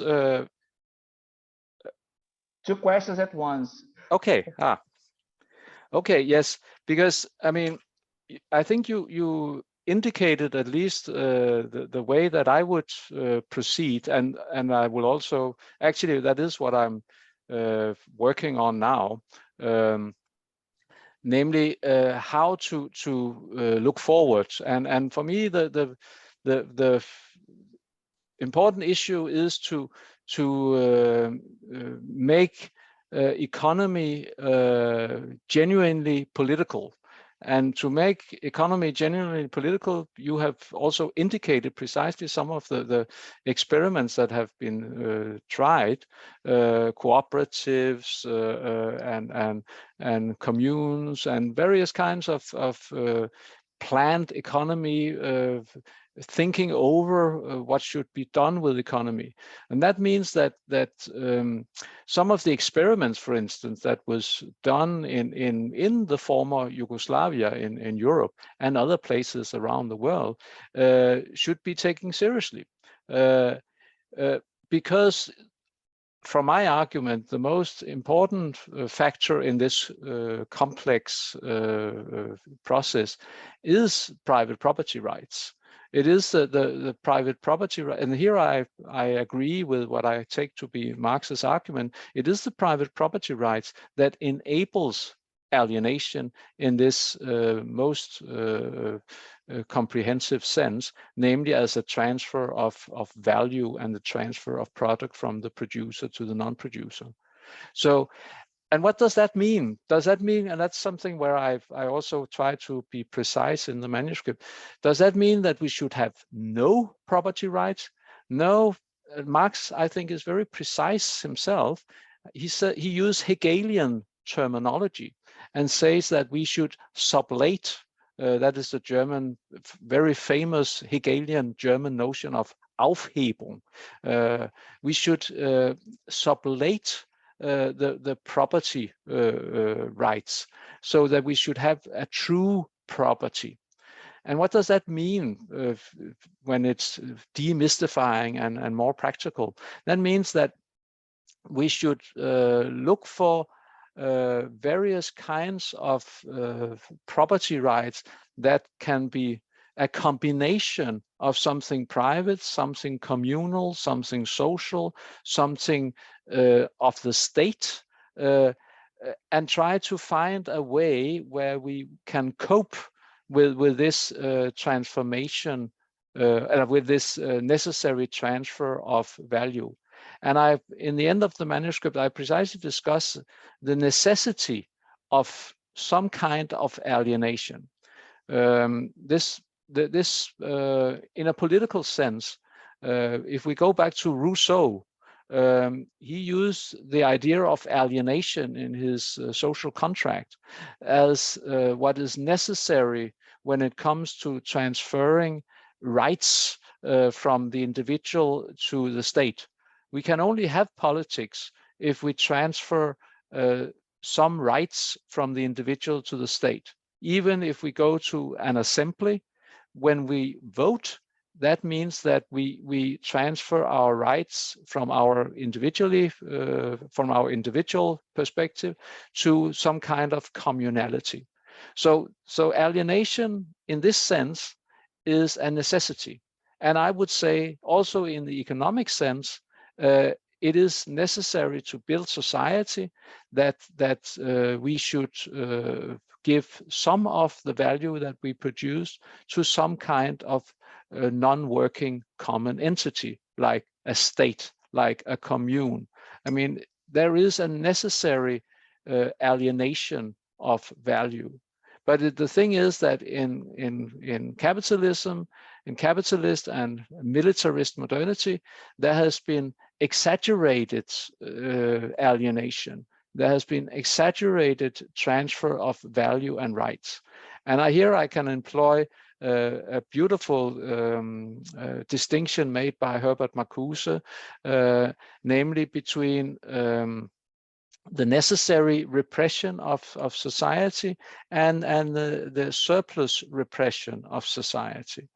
So I can say there is a necessary alienation of society, both economical and political, but there should not be surplus alienation.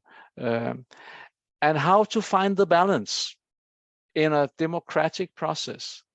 This is very difficult, but it is a matter of recognizing human beings as entities worthy of respect in processes that includes dialogues and various kinds of deliberations. So I mean, it's not an easy process, and I have recently started actually to turn to.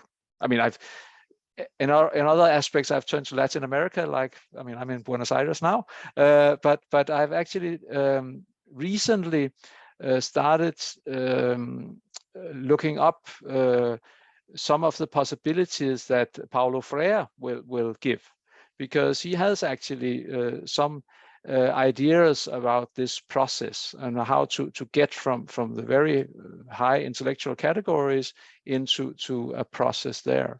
And I actually brought it with me here, also because I thanks to one of my dedicated students, I've just realized that the most common Freire translations into English, the ones used in the 1980s, is actually very misleading.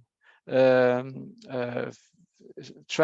mean, as I read Freire in Spanish, I cannot read Portuguese, sorry. But when I read him in Spanish, and I consider that rather close, that must be close to the Portuguese edition.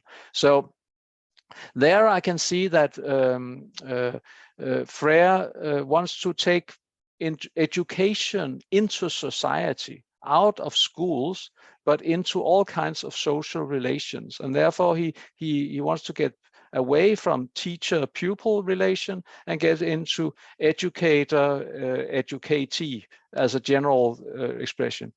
But this idea gets totally lost in all the American translation that I know of, where you translate this into just another way of conceptualizing teacher-pupil relation within the school.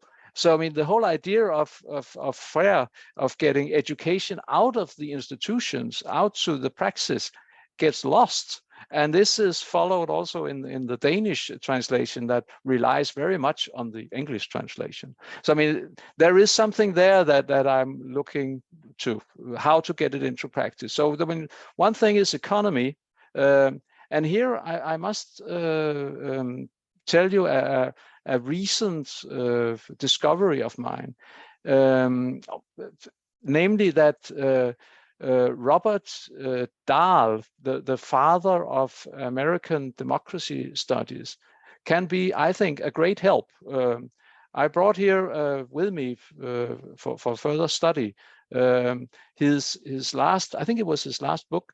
Actually, I brought two of his books, Democracy and Its Critics, which is rather well known, but also Preface to Economic Democracy.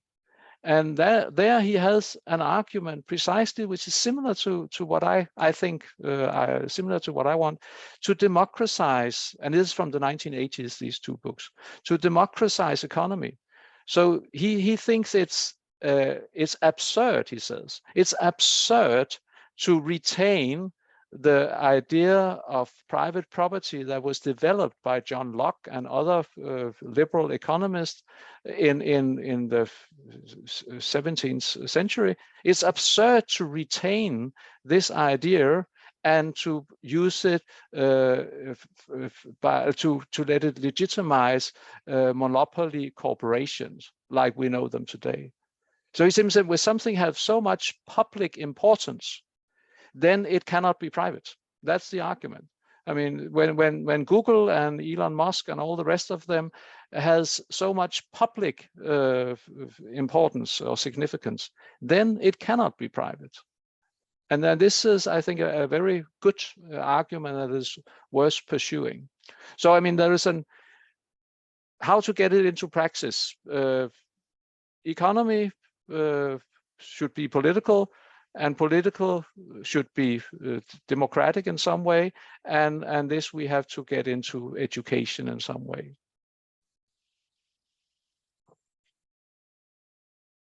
Thank you very much. If anyone else, please, Andrew. Those who have comments or questions, please, you can raise the hand. Please, Andrew. I'm not sure if this is a comment or a question, or whether I'm interested in your opinion in some way. Another thing that comes to mind, listening to your discussion of alienation and the types of alienation and the degrees of alienation and the way they overlap with each other and so on, is that this is an issue that became current in critiques of Soviet-style communism, in the sense of being state capitalist. Okay, as if, and of course, this was also, this also reminds me of the kinds of comments that I mentioned first, humanist, Marxist, so to speak, and how they sometimes were interested less in political action than in a good conversation. But as if all production of all commodities all the time was inherently alienating to the degree that it had to be condemned in all of its forms. It's difficult to have industrial production of commodities, right? To have industrial production and not having it take some sort of a commodity form.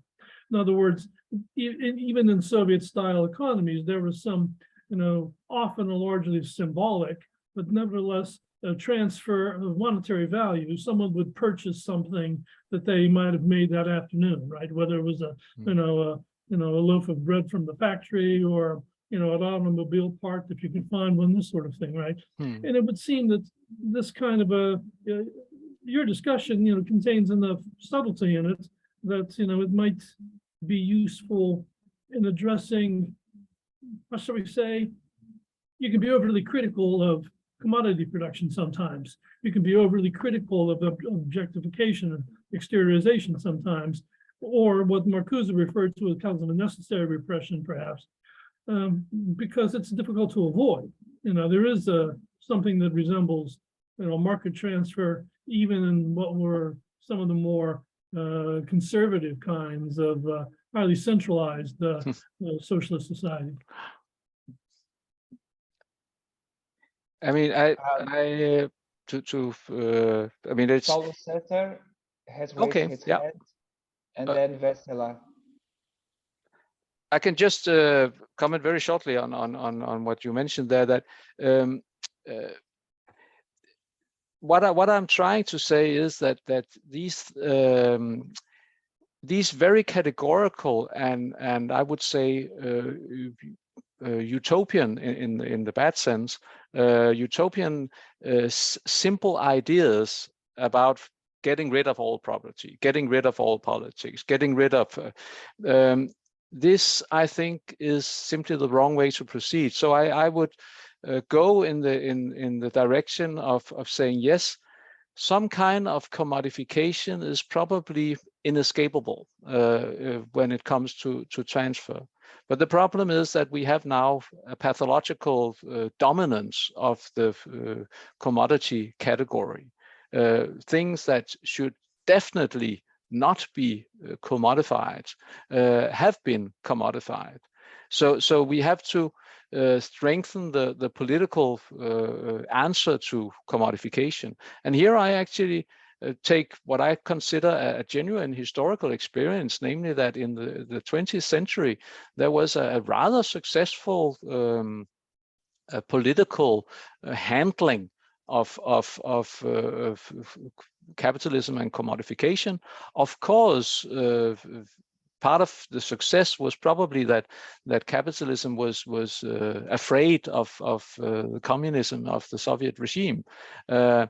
But still, I mean, there's something that we could learn from the 20th centuries of how to cope with capitalism. So that's why I talk about social democracy in this rather affirmative sense, saying that this is all that we have. We want socialism, we want democracy, so we have to work on it. And sometimes it means that we should be realistic about necessary repression, necessary alienation, necessary the necessities of living together rather than living utopian in all by ourselves in the gardens of paradise. I mean, that is part of my way of proceeding. I don't know if it answers all your comments, but that's at least what it made me reflect on. Paulo Cesar, please. I'm very thankful to. Are you able to hear me? Yes. I've only see a picture about a mill, as it looks like maybe. Yes, person. Yeah. So I'm very glad to hear this lecture this morning. Here in Brazil this morning, so I don't know other places. Just one comment. Humberto has raised an important point on how we can make this kind of alienation theory more practical. And this is what I would like to ask you. When you are thinking about alienation, it looks like more kind of philosophy thing, since you cannot research it into practice. I'm facing a very hard time trying to think of any kind of methodological approach to study alienation. So that's what I would like to ask you. What kind of methodological approach, whether quantitative, qualitative, what one of those we can raise? What kind of methodology we can raise in order to study alienation? That's something I would ask. Yes, I mean, here I'm on shaky ground. I mean, when some of the questions that was raised by Andrew, that was what I would call around shark-filled waters. But you put me really on shaky grounds, because as a philosopher, it's not something that I have very much experience with, how to transform this. But I know that there are good people, and actually I just ran into a few of them the last few years, good sociologists that work dedicated with that makes dedicated work on empirical work on alienation. One of them is Swedish, and unfortunately his as far as I can see, very fine work is published. His doctoral dissertation is published in Swedish. But it is, and well, he combined classical methodological approaches with interview statistics and things like that, and then had the overall alienation approach. And I might say that from my perspective, his concept of alienation maybe was overly psychological, but still he had also a comprehensive idea of alienation. But then there is a Norwegian scholar, and he actually has published a very, very good article in English in a journal recently. His name is Övers Wien. That's very difficult to, but when you can write me and I can send the link to you. And it's also a theoretical study, but he takes his point of departure not in, he argues almost the same as I do, but he does it to make precise theoretical theoretical concepts for the empirical study. So that's where he is different from my approach. And so that's one thing. And then he also takes as his reference the work of the late Marx. I take the early Marx, but he takes the late Marx.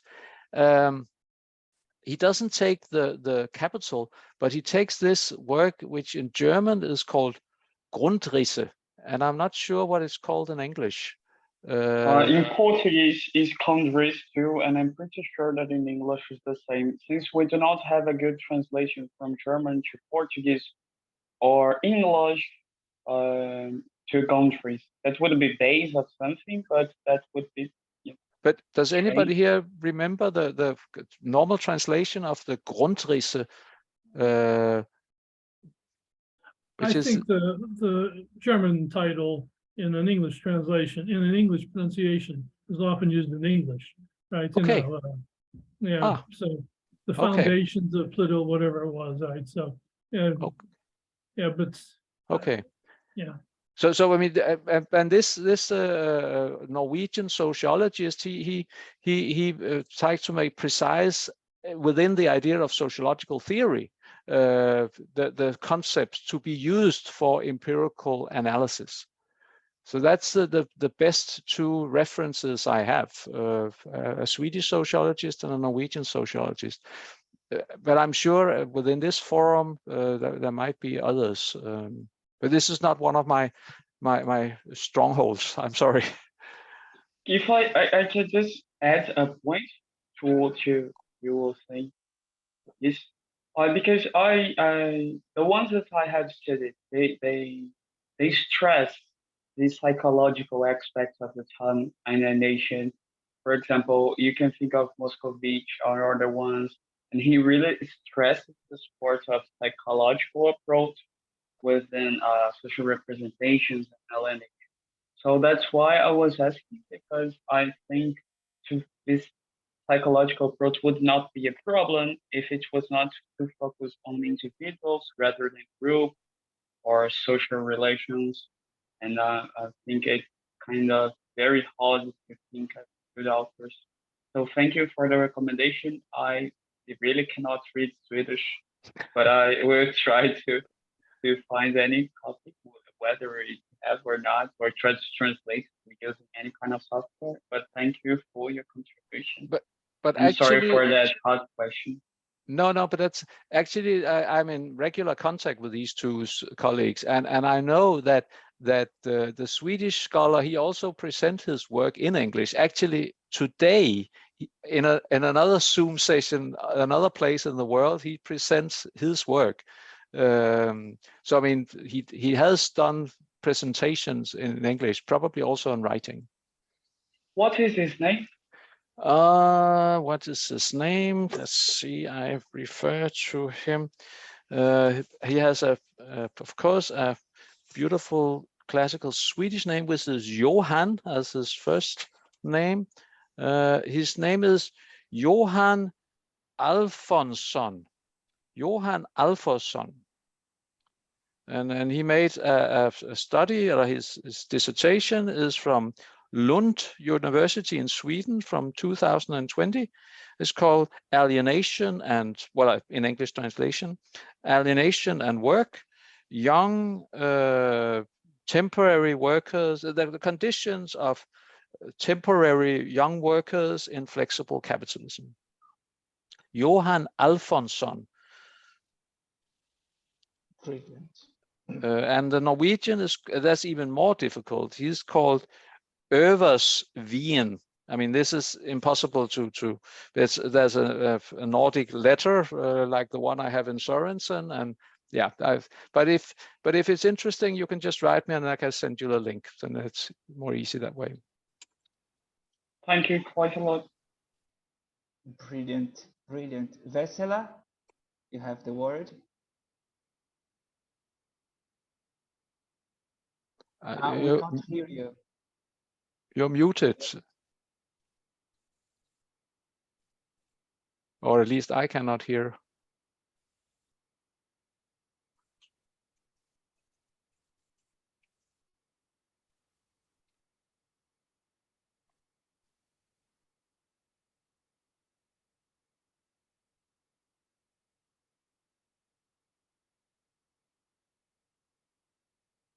Is the problem mine, or is it No, I think it's over there, the problem. No, we can't hear you.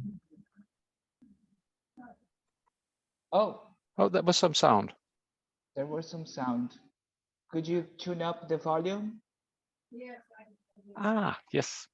Okay. So I Can you turn up it even more, please?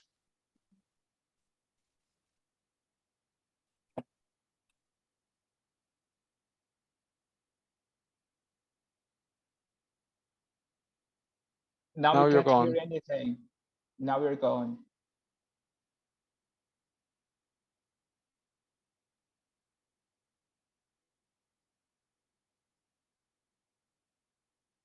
No.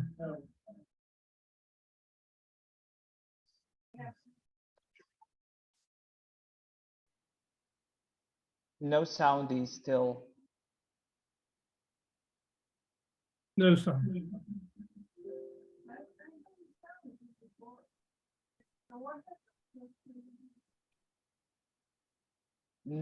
No, we can't hear you.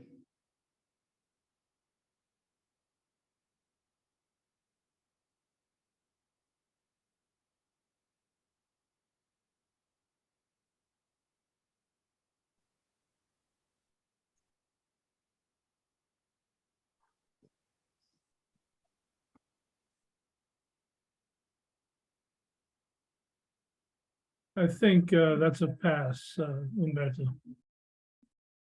Okay.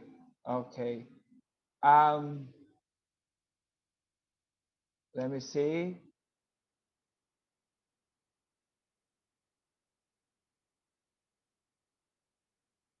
So, if Vesela can't No. Okay. Too Do you bad, yeah. press the word Vesela? Yeah. Ah, Oh, What? you said yes. If you could just speak closer to the microphone. oh, now you're gone again. Now you're silent again. There must be some malfunctioning with the cable Uh, or something like this.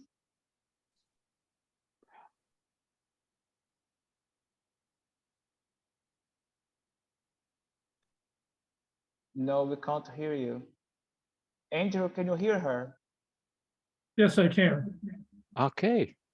Can you? Because I can't. No. Yes. You don't hear me, huh? I can, but I don't think others can. But maybe then you can get the question and then pose it, or Yes. That's fine with me. I just wanted to ask, no, it's a very long question. It's about the social psychology, the social psychological aspects of alienation. Since you showed the wrong position of trying to develop the micro perspective on alienation, and Dogma, for example, is one of the people who talk about the alienation of interaction. So for us, the interaction is the process of production. And when you eliminate this interaction, actually you make profit because you can, so to say, the appropriate of the product of the interaction. So as long as you participate, you cannot, so to say, see the whole of the process. But if you are alienated, actually you have a profit because you can profit from seeing the whole interaction and be the receiver of the production process. And the one example is Plato and Socrates. So there is a tradition that Plato was just the observer of the interaction, not exactly the participant.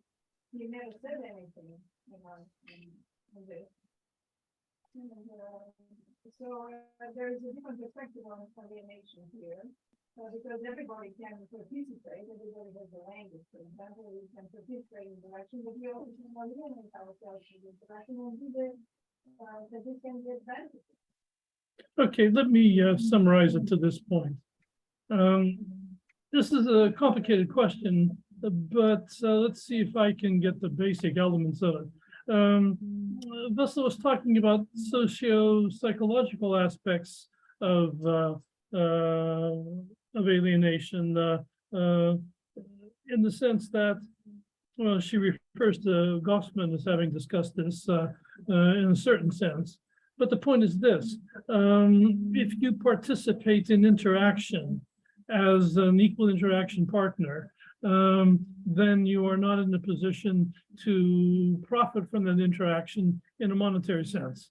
However, if you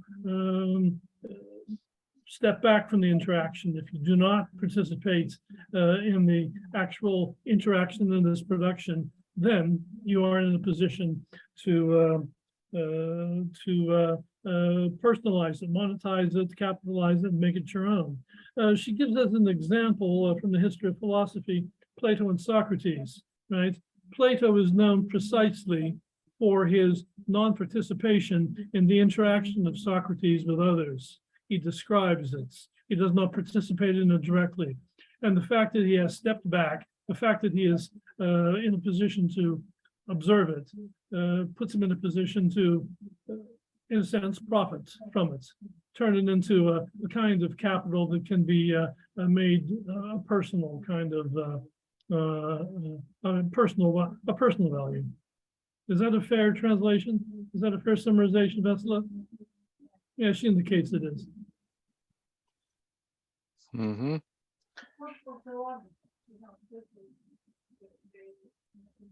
Micro perspective, the social psychological interpretation of alienation is not pathological. It's on the contrary, can be something very In a certain socio-psychological sense, then alienation is not pathological, because if you make it your own, you can gain a certain prestige or value from it.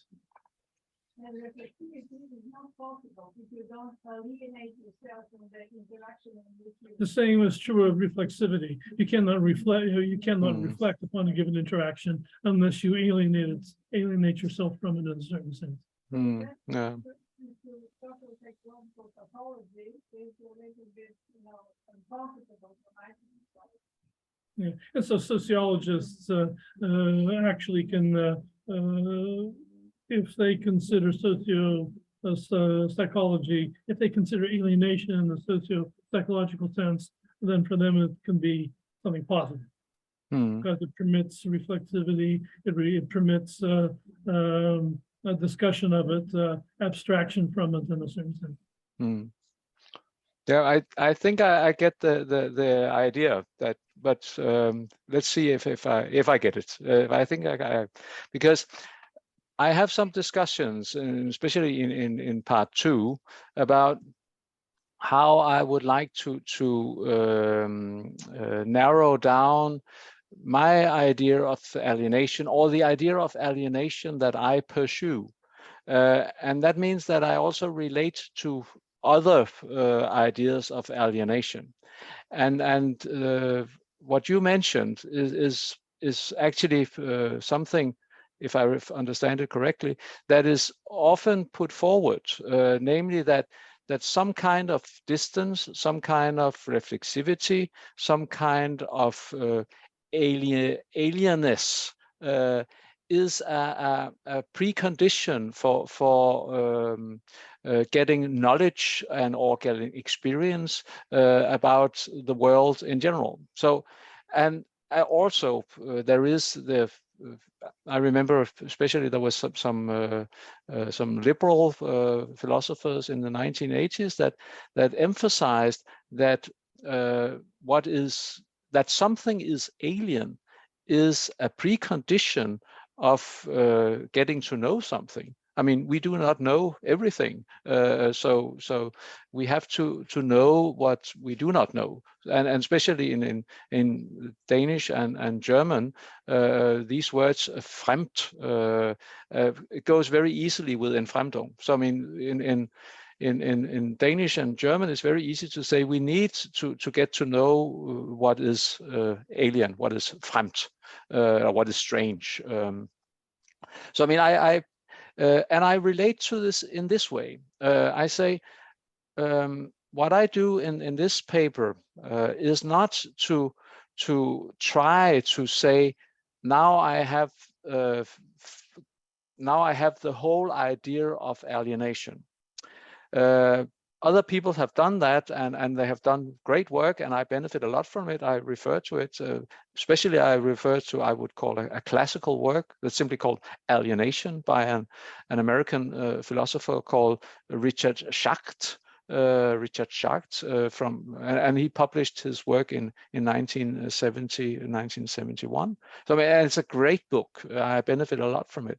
But what I do is I take this deliberately political perspective and say I want to pursue and construct an idea of alienation that can contribute to the political critique of capitalism in the direction of democracy, education, and overcoming alienation.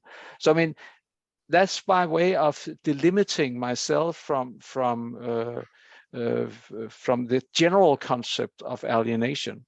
And I also make one other move saying that yes, it's true that we necessarily, and especially when we talk about epistemology, there has to be something that is not ourselves, subject, object, something that we intend. But what we are talking about here, I would say, and especially if I want this critical perspective, it's about a loss. So it's a process.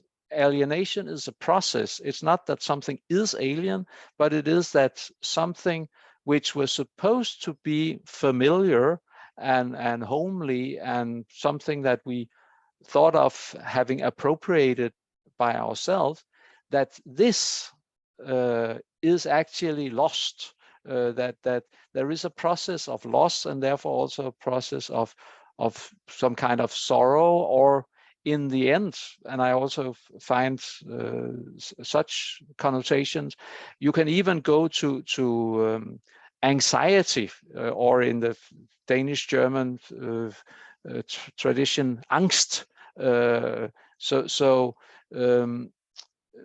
So alienation, the pathology of alienation can include such extreme associations. And I argue actually that for Marx, this is included in his German idea of Entfremdung. And the reason I can claim that is because he got his concept of Entfremdung directly from the work of Hegel, the phenomenology of spirit. He refers to it in these manuscripts of 1844, and he refers to it with details. I mean, I'm a reader of Hegel myself, so I mean, I recognize that he is actually a reader of Hegel, Marx. So and this idea of Entfremdung in Hegel's phenomenology of spirit is actually coming from French, from the Alienation in French, where he got it from Diderot. So Hegel quotes Diderot, the Rameau's nephew, extensively in Phenomenology of Spirit, and precisely the work of Diderot, where Diderot he uses the idea of alienation in the pathological anxiety sense. So therefore, I argue that the pathology, the pathological sense of alienation and Entfremdung is very important for Marx also. So there's the pathology on one side, and then there is the economy on the other side.